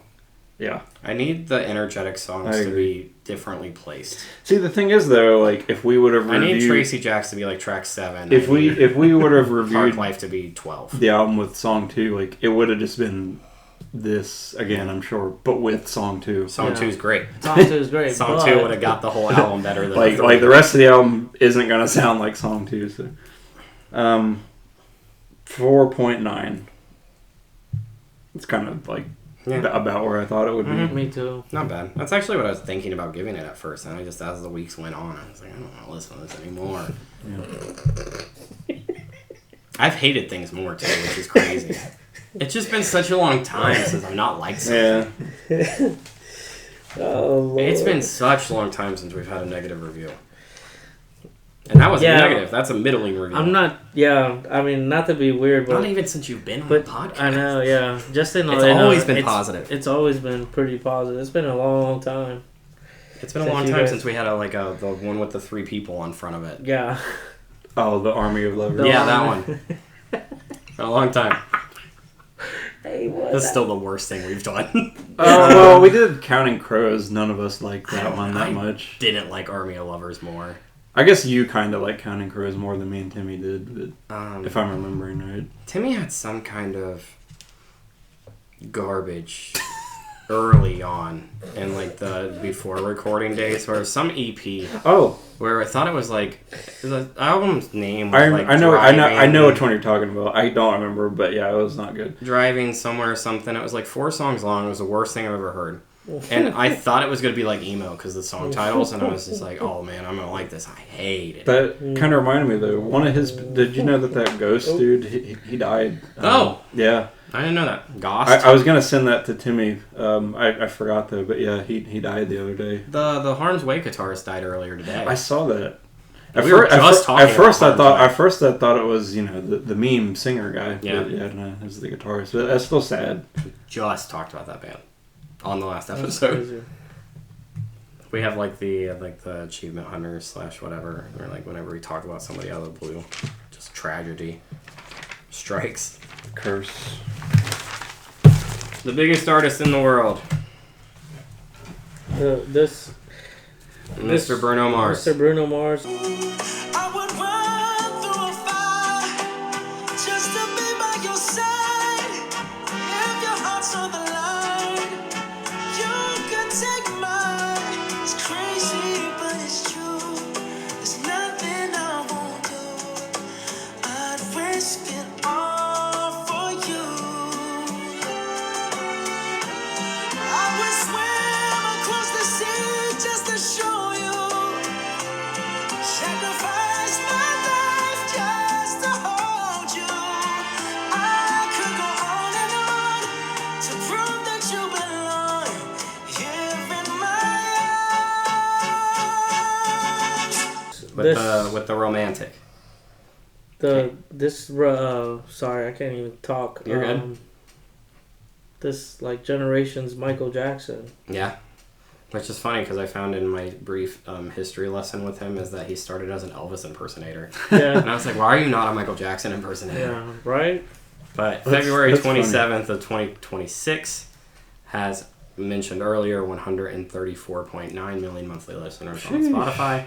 Also, I hated looking at reviews for this. He's too popular. Way too many zeros. They're going to be all over the place. There is no reason why this album gets a 0 in anybody's mind.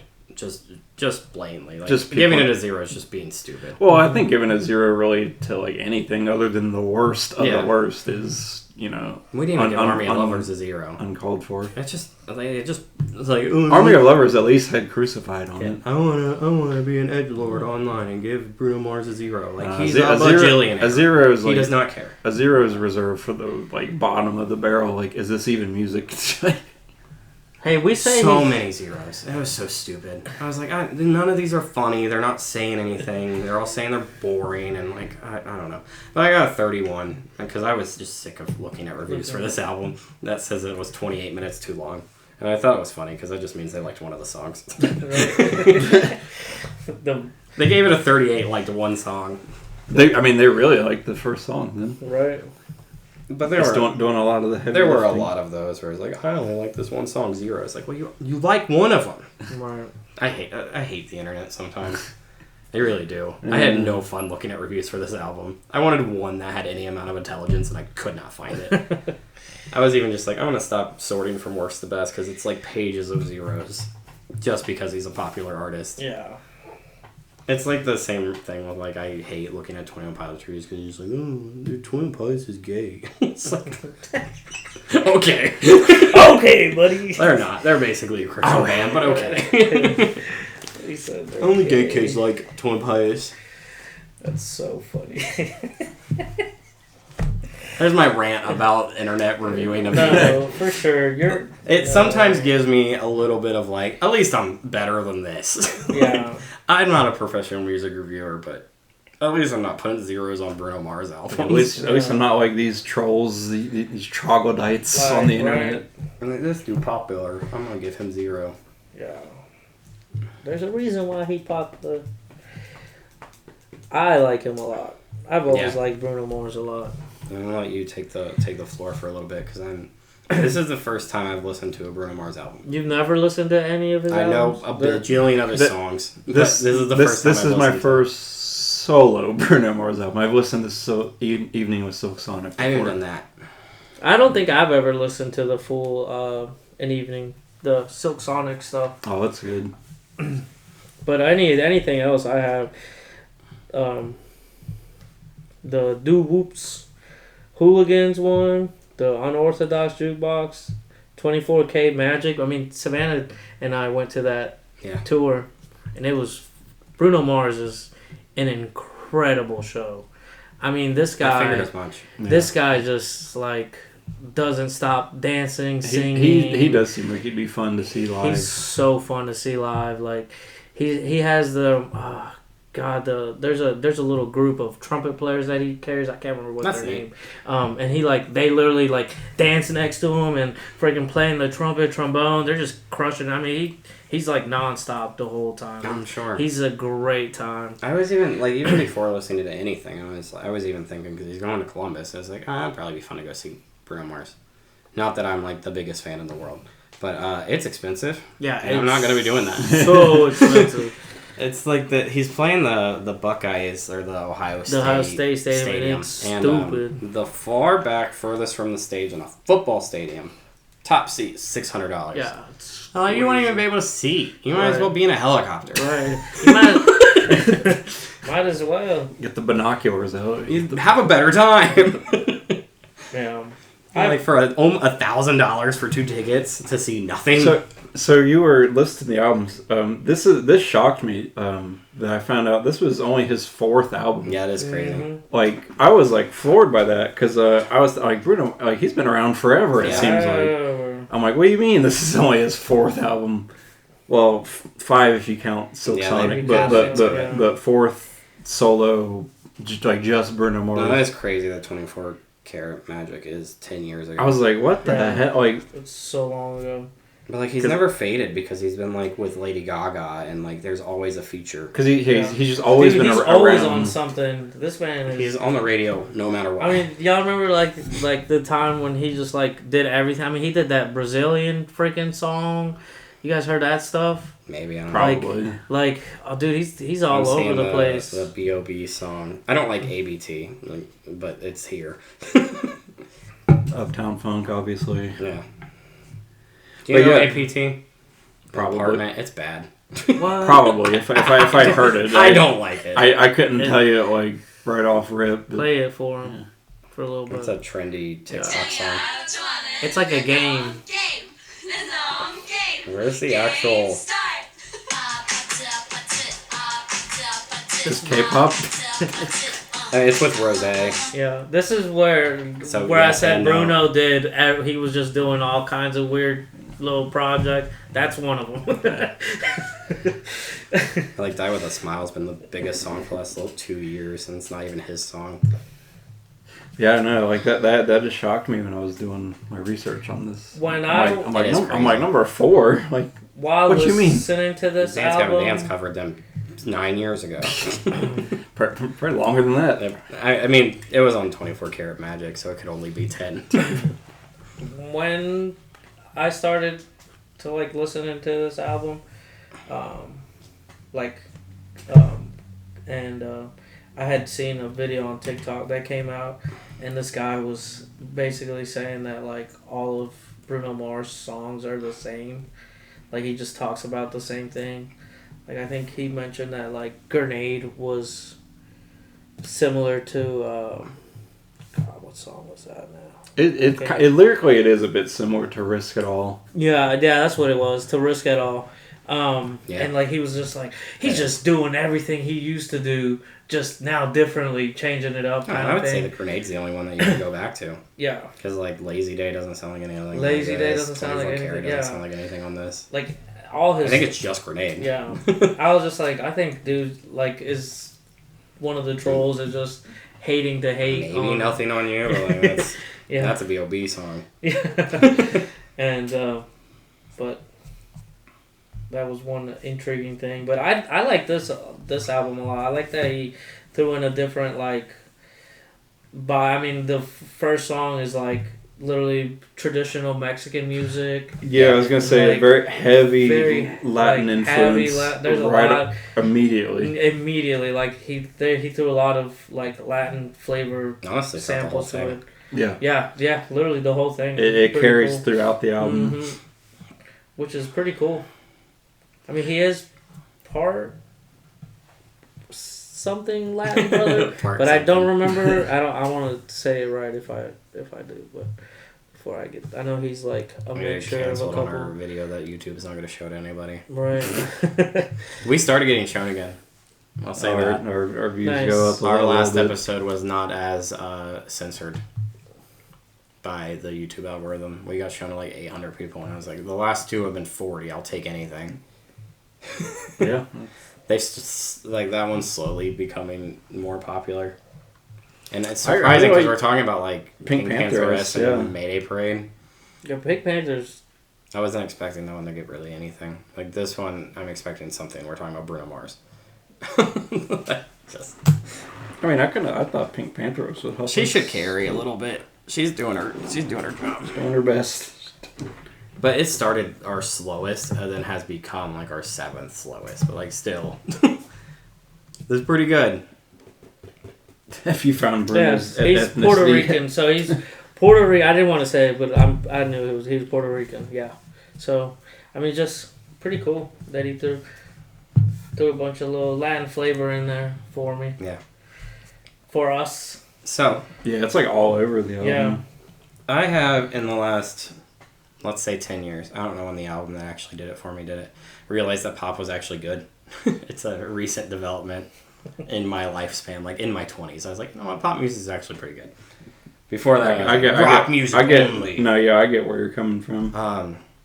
So anything before, like now, I don't go out of my way to listen to pop until here recently. Like even like the new Sabrina Carpenter, I was like, I gotta listen to this. I've got a music review thing. I liked her last one enough. But when it comes to pop music, I don't do the radio stuff basically. I'm just like, okay, this is just formulaic, whatever. Yeah. I like it when the pop people are like, I've got a voice, I'm gonna show it off for 32 minutes, and I think that this is what this album is. Mm-hmm. It's so much fun just listening to Bruno Mars just like go off on random vocal things, and it made me want to listen to the previous ones like a lot. You should. Where I was like, all these songs have some kind of crazy is a word I just use a lot, but just vocal runs that I'm like, wow, this is like similar to Michael Jackson style vocal runs, and little screamies in there, and I like this way more than I thought I was going to. Super good, catchy, super fast. When it ends, you're like, oh, it's over. Let me restart. Yeah, I think that was. I wanted more. I wish I got that more. was like kind of one of my big gripes with the album. Like, don't get me wrong, I like a short album here, but "Dance with Me" is good, and then it's like it's just over. Yeah, and I'm like, what? Like, it did leave me wanting more. Give me a 10th track. That's it. Like, even if it's just one more, just make it around 10. I feel like an album should just be more than 9. It is kind of just an abrupt end. Yeah. I guess also the 10-year build up to a 9-song thing.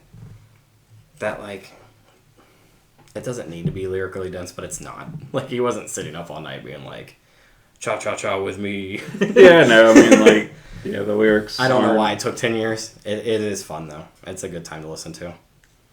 The lyrics are really, like, nothing to write home about. Yeah, there's nothing. Yeah.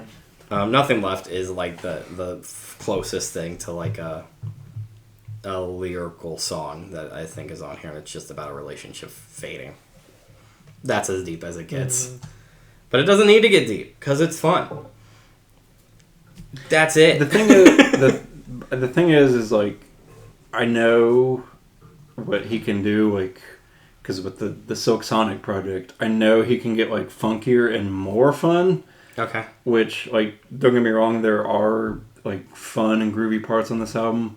I just wish there were more, like, coming off of the Silk Sonic album. Like, it's really, it's like he's missing that. I guess he's just missing Anderson .Paak is what it comes down to. But he missing that book. Yeah, like, I didn't, like, hate the album. I actually quite enjoyed it. It's just, I know he's capable of a little more. And I don't. I know his singles on this. And it's not like that I'm, like, a huge Bruno Mars fan. I'm just basing it off of, like, his singles in the past and Silk Sonic. So. Oh man, 24 Karat was like 9 songs too. Bruno Mars write an album longer than 9. No, 9 they're songs all super chit challenge. Doo-Wop's 12. Unorthodox Jukebox is 10. Yeah, so he just doesn't make long albums. They're all 30 minutes. They're all less than 40. But again, it works. Number 1 artist in the world. Yeah, it works. It's pretty good. Like, I mean, nothing lyrically stands out for me, but it all made sense for me. Silk Sonic's 10 songs, by the way. 36 minutes. See? More. Hey. But it's a lot of fun. He knows that our expand is little. He knows. He's like, they're not going to stay here that long. Yeah.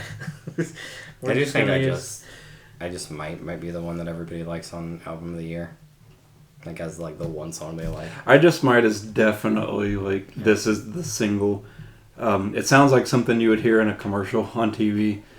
Not saying that, like, as a bad thing, but because I actually, like, I like that song. But it does have, like, kind of like a back to school, like, Old Navy kind of feel vibe to it, you know. But I know, like, that song's funky. I like that one. But yeah, no, it just kind of made me want to go listen to other Bruno Mars stuff. You should. You should pick one, or you should pick one. It's the summer of fun. I'm assuming his other albums are fun. I wouldn't pick the first 2. I would pick 24 Karat Magic. Just what I know of 24 Karat Magic, I know that it's fun. It would be fun because the other ones kind of are a little bit more.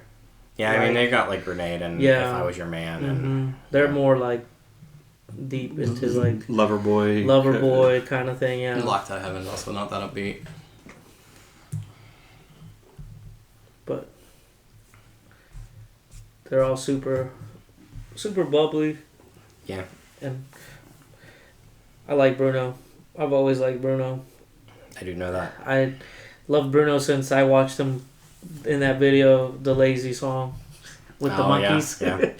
I saw that and I was like, well, this dude's great. He's fun. I want to hear him do Elvis because it just doesn't make sense that he wasn't doing Michael Jackson. Yeah, that always kind of is intriguing. It makes no sense. Like, why is Elvis the one you pick and then you do music like this? And then you do, right. I don't like Cha Cha Cha, if we wanted to say anything. That was my favorite song on this. Really? That's my least favorite by, like, quite a large margin. That one made me want to get up and dance. I wanted to Cha Cha Cha with him. It's got that vibe to it. Yeah. I love the, like, 70s disco-esque bridge, like, towards the end and that. I think the lyrics, the Cha Cha Cha with me thing just really... I mean, but I'm not here for the lyrics. At least not with that song. All the rest of these are fine. Even, like, I was trying to even advertise this to people at work, where I was like, my brother-in-law's got me listening to Bruno Mars, and, like, while I know that sounds dumb, it's a lot of fun. Like it's just songs. Like there's a whole song about like how it would be a shame if a girl can't dance because she looks so good. Yeah. That's the song. There's nothing more deep to that, but it's a lot of fun. Trying to tell these like meat cutters to listen to Bruno Mars. Honestly, I kind of want to say Cha Cha Cha might even be one of my favorite on here. I'm in my own little bubble. It's mine. It's that and On My Soul are my two favorites. On My Soul's good too. On My Soul is like kind of more what I was expecting from Bruno, because I was not expecting to be hit with the Latin influence at all. Cool. Yeah, I like that. Which was neat. It's just like I didn't know he was doing that on this album.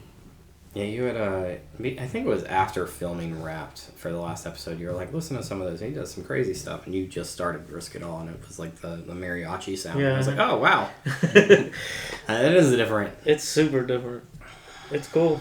I'm glad he did this little project. I'm kind of sad that I'm not going to a concert, but I think this. You're a big enough fan. Yeah, I think it's it would have been. It wouldn't make sense for me to spend $1,000. It would have been cool to go see it. I could, you know what? Yeah. He's a big enough fan.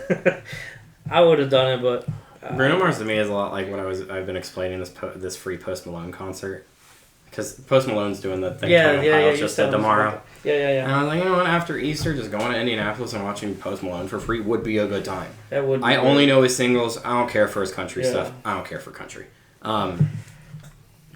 But that's exactly the setting I want to see Post Malone in. I want to see Post Malone, but I want it to be for free in a festival. You imagine White Iverson for free in Indy, dude? Or even Wow and Sunflower and Rockstar. They're all good songs. Yeah. I really, really like the Ozzy song he has. Take What You Want. Yeah. It's like one of my favorites. Just in general. That song's so good. It's like one of Ozzy's last songs. Yeah. So good. Yeah, no. He would be a good time. Not really. I've listened to Hollywood's Bleeding. It's a good album. The one with Take What You Want and Circles, and it's the only thing I've listened to Post Malone, but it's good. Yeah. But again, the exact thing, like Riverbend Lawn would be the exact Post Malone. I want to see them in there. For free in Indy, though, it's a pretty close second. That's pretty, yeah. I don't blame you. Did you see the text? JVB did like a 17-song set. They were opening and did a 17-song set. I saw it. That's crazy. There was somebody on Twitter that said they did like a barricade rush or something at some point where JVB was on stage like, rush the barricade. And like it said on like Wanna Cry that they like had to end it early due to medical emergency. Jesus. Like, I wonder what happened there. Somebody on Twitter had posted a picture of them on stage, like just in the background or something. It said like this shit sucked or something, and Joey Valance retweeted it and said, actually no, it wasn't. It was epic. And she's like, the girl was like, actually no, your set was great. This was right after the barricade rush that you guys did. He's like, oh no, I get it now. He's like, you're cool. She's like, no, your set was great, but. Because I'm in 21 Pilots Twitter. I wonder if there's any, like, what the crossover is there between... Probably not as much as there should be with it both being, like, rap adjacent, whatever.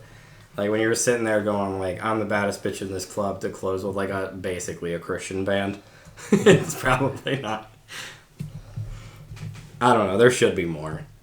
I hope Joey Valance got some 21 Pilots fans. They're a little crazy, but...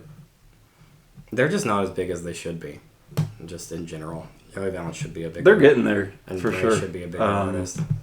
I know we're kind of going off topic here, but no, they've like every year, like they've only gotten bigger and bigger.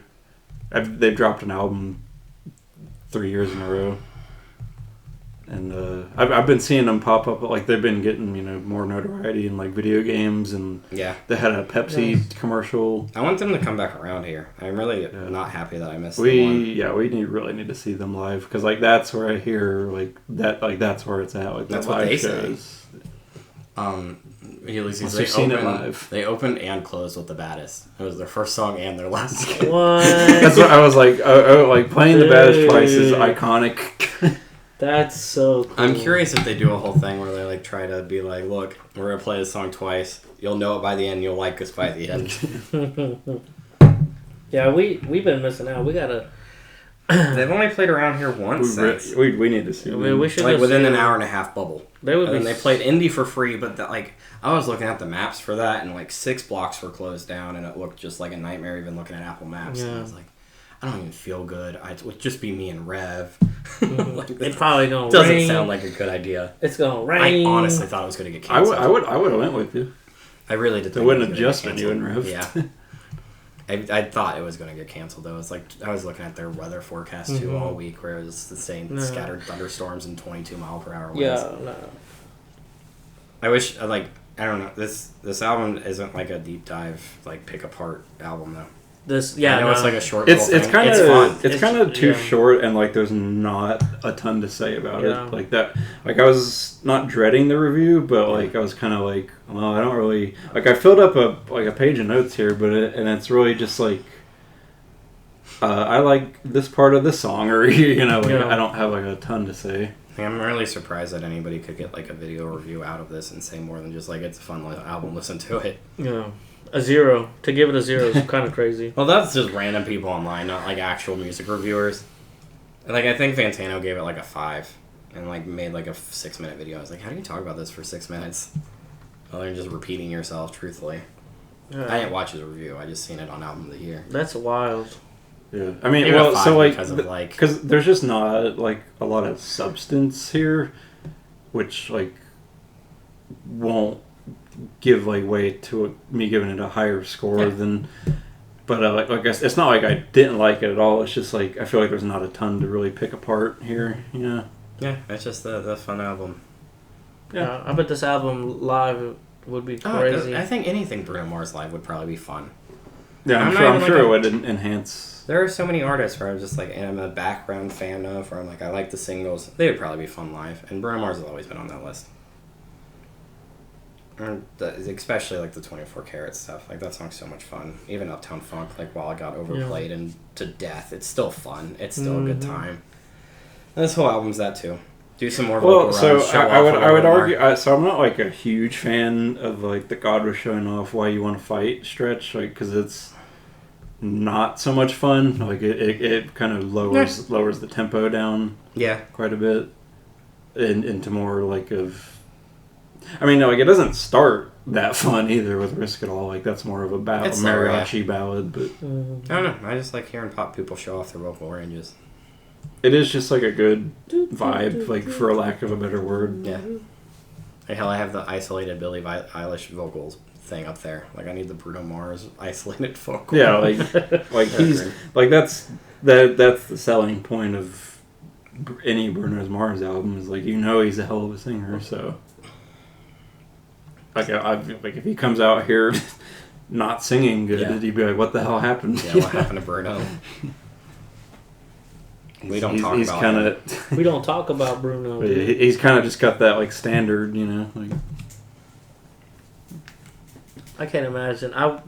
We need to find videos of him doing the Elvis thing. Yeah, cool. It blew my mind. Where I was like, "Why are you impersonating a dude that you don't sound like in your own music?" Like, cool that you can. I would love to hear it. Having Bruno Mars sing like Jailhouse Rock though just doesn't seem like it would fit, or even like whatever Blue Christmas or whatever though. You got that vocal range, I guess. You got anything else, Ulysses? You're the super fan. No, I think it's a. Was it worth the wait? I'll say that's my question since. Honestly, you're kind of the big Bruno guy. Honestly, I feel like since Bruno's just been randomly just popping into stuff. That I love that. Like he was going. Like he really would like that. Like because he's always around. Yeah, APT. I gotta find. There's the like Portuguese, like the Brazilian song he did is so freaking fun, and like he's like speaking Portuguese. It's is he so with cool. somebody on that one or? Yeah, he's like doing something, and I thought at first when I listened to that APT song, I was like, why is Bruno's doing? Because like the girl that's doing that is super young, and I'm like, Bruno's kind of old. Yeah, no, that is an aspect. Of the song. You know what I mean? Like I'm like, hold on, what's he doing? It is a sex song with quite a big of an age gap. Yeah, so I'm like, what is going on? But like, it's like a 20-year plus. It's but like, check this little. You found a video of him doing it. What is he doing there?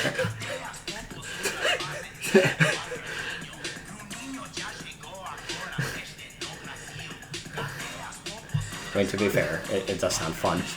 You know. So, like, isn't this just Fergalicious? It does sound like yeah, that. it does sound like that. It's just like, you know, like and then we got Sonic. I haven't listened to a lot of that stuff, which is pretty cool. I would need say to. go back to that. 'Cause, There were quite a few reviews saying that Bruno Mars needed Anderson .Paak. Like he's missing something. He's missing the funk. Yeah, he's for missing sure. that funk for sure. I do think it's funny that he owes Vegas all that money. I don't even know about Like that. so, like I guess like he's like a huge gambler Fun. and like owes like I think MGM or one of them like over like $30 million. Like It's probably like an album drop. Yeah, that's probably nothing to him. Like, why don't he just pay him? All these songs already have like hundreds of millions of listens on Spotify. So like it's crazy, and I'm pretty sure he like has a residency in Vegas, Okay. which I think would be pretty cool to go That'd be check out. but yeah, he like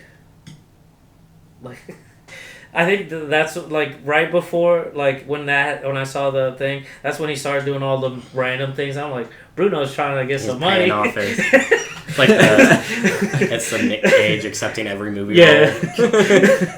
The Snoop Dogg Shaq showing up and everything. Dude, yeah. I gotta pay off my gambling debts. Which I just think is kind of crazy because, like, I feel like Bruno is so big now. Like, what are you doing with your have money? any You know, debt? to, like, have any debt. Like, Super Bowl halftime, right? Like, yeah, like Super Bowl halftime, and you've done songs after songs, featured in songs. Like, anyone would kill to have Bruno in their song. You know what I mean? Like, literally had like one of the biggest songs ever with Uptown Funk. yeah, like I think when I heard that, I was like, that's crazy that That's he even owes people money. Yeah.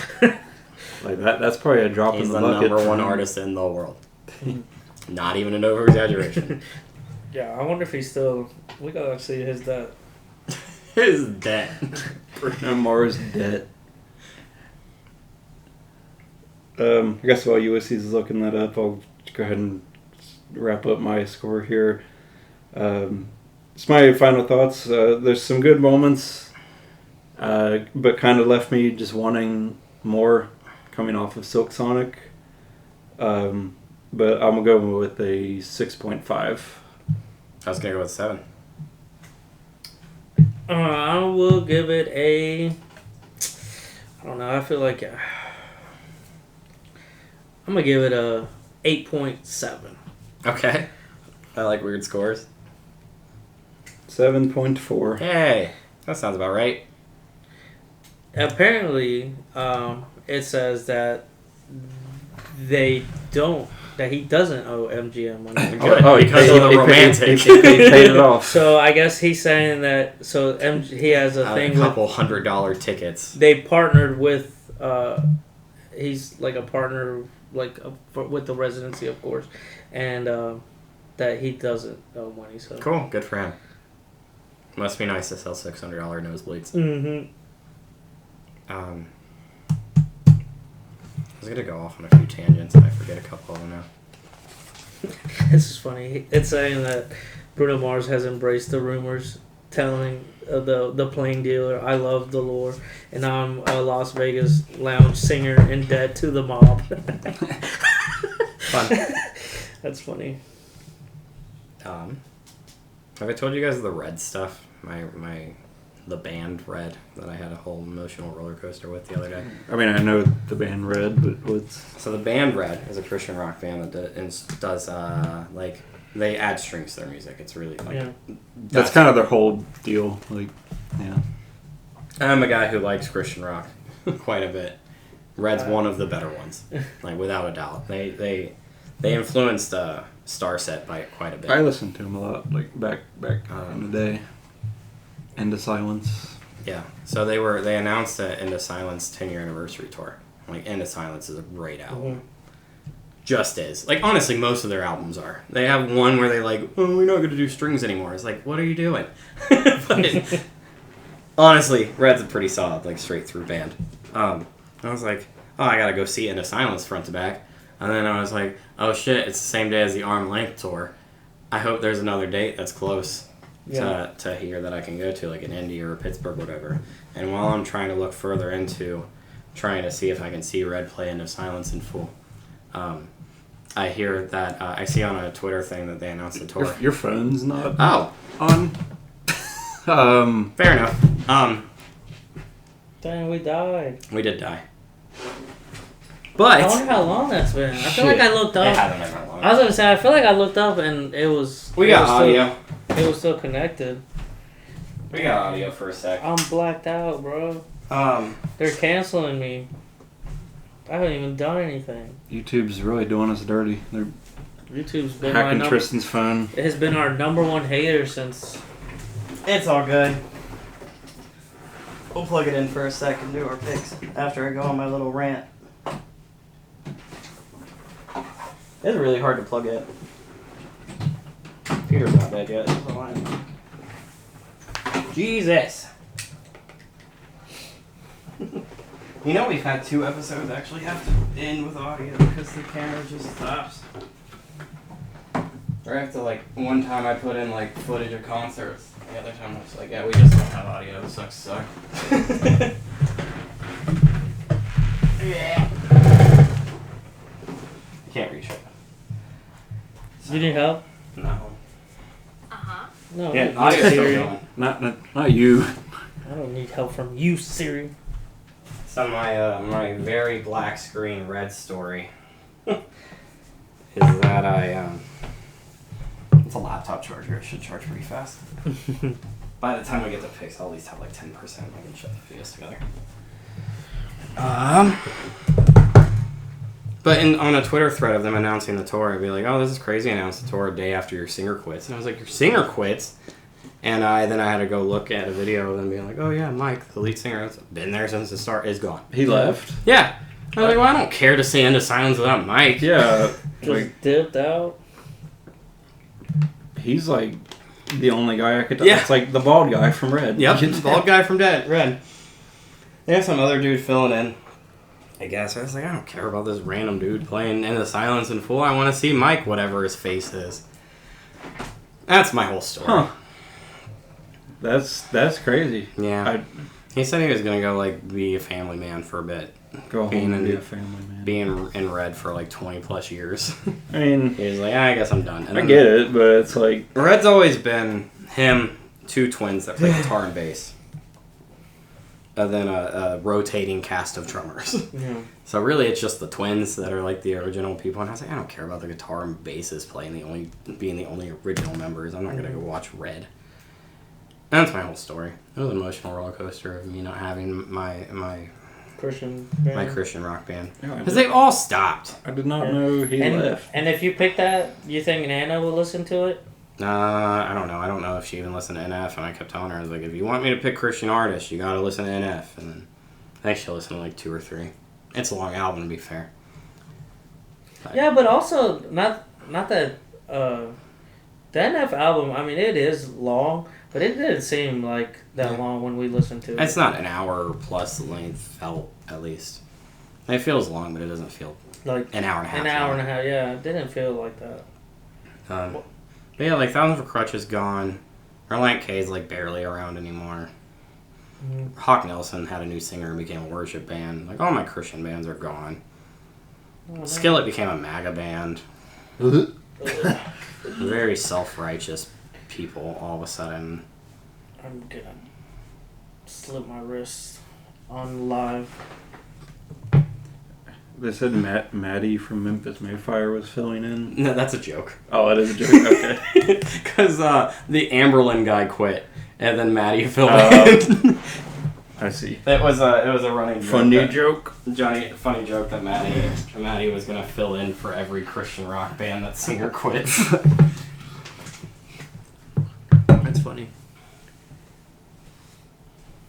We're popping off on Spotify. Might as well be an audio only. Audio only. Yeah. Guess we'll go through our picks real quick. Yeah. Hell, if I even still have the video. Might just be an audio only video or episode. I mean, I look like I wonder matter. when it's. I'll find it. If not, we'll be audio only for an episode. Hey, Hello again. Hello again. Maybe for the first time. Hold on. Hello. We don't do audio stuff, so it's all good. Hello there. I'll just We had technical difficulties. Still We image don't know of- how much we lost, if probably any. all of it. I don't know. But we gotta do our picks real quick for next week. Pick. Yeah, it's gonna be pretty easy to edit when I don't have to put audio and video together. Like, oh yeah, we're in the last 10 minutes. Well, we gotta add the video now. Yeah. Whatever. I'll go first since I pretty much We're already said. 36 episodes I in. Might as well have some. pick. I'll go first since I pretty much already said what I'm picking, but it's Oh, the yeah. the Mountain by Gorillaz. Woo. Hey. Summer of Fun has started. Officially. I was kind of thinking with like Swingin' Hammer and Number One. I already did. No, that album's not fun. So I'm gonna go with the album that actually decided in my brain that pop music is actually pretty good. There was a flip of a switch where I was like, this band was a post-hardcore band and then became a pop band. And at first I was like, you're doing pop. Everybody goes to pop at some point. Yeah. And then I listened to it and I was like, you know what, this is actually pretty good. And it's what turned my brain to liking that type of music. And so we're gonna listen to Peach Club by Amorosa. Hey. My mom will be happy to listen to Amorosa. She will. What are we going with, Ulysses? I am going to start revisiting one of my old-time favorite Oh, bands that I shit. used to like, but I don't listen to anymore. And so I kind of want to get back to it. I was talking to one of my friends the other day, and I'm going to do Dance Gavin Dance Pantheon. Yo, I'm literally wearing their shirt. Yeah. So I'm going to pick that album because I want to revisit them and start listening to them again. Space Cow was on my top songs last year. You gotta So- listen to the newest. They have Andrew Wells as a singer now. That is their newest. It is? Yeah. Yeah. Hey, we're listening to Andrew Wells' album? Yeah. Yeah. Heck yeah! So I'm going It's to pick that it's one. the first one with Andrew. Now I'm excited. I And- like Andrew. And they always have cool art. They do. Their art is album art amazing. is always super We've, cool. Brandon's had us listen to Afterburner before. Oh. Yeah, I'm like a super Dance Gavin Dance Yeah. fan. So. Well, that's what I was, because, so like all like, Hey, Hold on. actually, don't. you gotta change yours, because Johnny Craig started both of our bands. Oh yeah. You gotta go to, like, Slaves, or... Let's see. Was he a feature on this gorilla? There's a lot of features. You gotta go to Slaves, or Wind City Drive is what they call themselves now. I think that's the only other band he started. We're doing a Johnny Craig episode. Before my my stuff started getting hacked, that was all my passwords for like my Facebook and What's that? Instagram Dance Gavin. Oh, I thought it was Johnny Craig. Johnny Craig. It was always Dance Gavin Dance with like various numbers at the end, and I think one of my passwords to something is still Rain City Drive. I don't know what it is, but We're gonna find it. we're gonna find it somehow. Rain City Drive is the new one. The new name from the last band Johnny Craig started. We're gonna have the Johnny Craig episode. Johnny awesome. Craig episode. I don't think he's from far from here. We'll just invite the shithead on. Hey. Hey. Hey, Johnny Craig, you're not fucking doing anything. I didn't think we would get to review Dance Gavin Dance like on the podcast because Yeah. when we did it, it was before. Yeah, we did Afterburner. Oh, I like Andrew Wells so much, though. I'm excited. Okay. That's the I'm episode. excited. I'm also excited because it's a good album. You Not, and it I- wasn't like one of my favorites from last year. It didn't make the top list, but I still liked it. You might see us just now for the first time. You might see us the whole time. But if not, Maybe. whatever. Audio's viewership is getting better anyway. Hey. But if not, hopefully the camera doesn't die next time. Yeah, And we'll see you. And you'll see us. Hopefully. with your eyeballs. This time and next time. And see you in 3 weeks, people. Yep. See you then. Peace. Peace Thank you. out.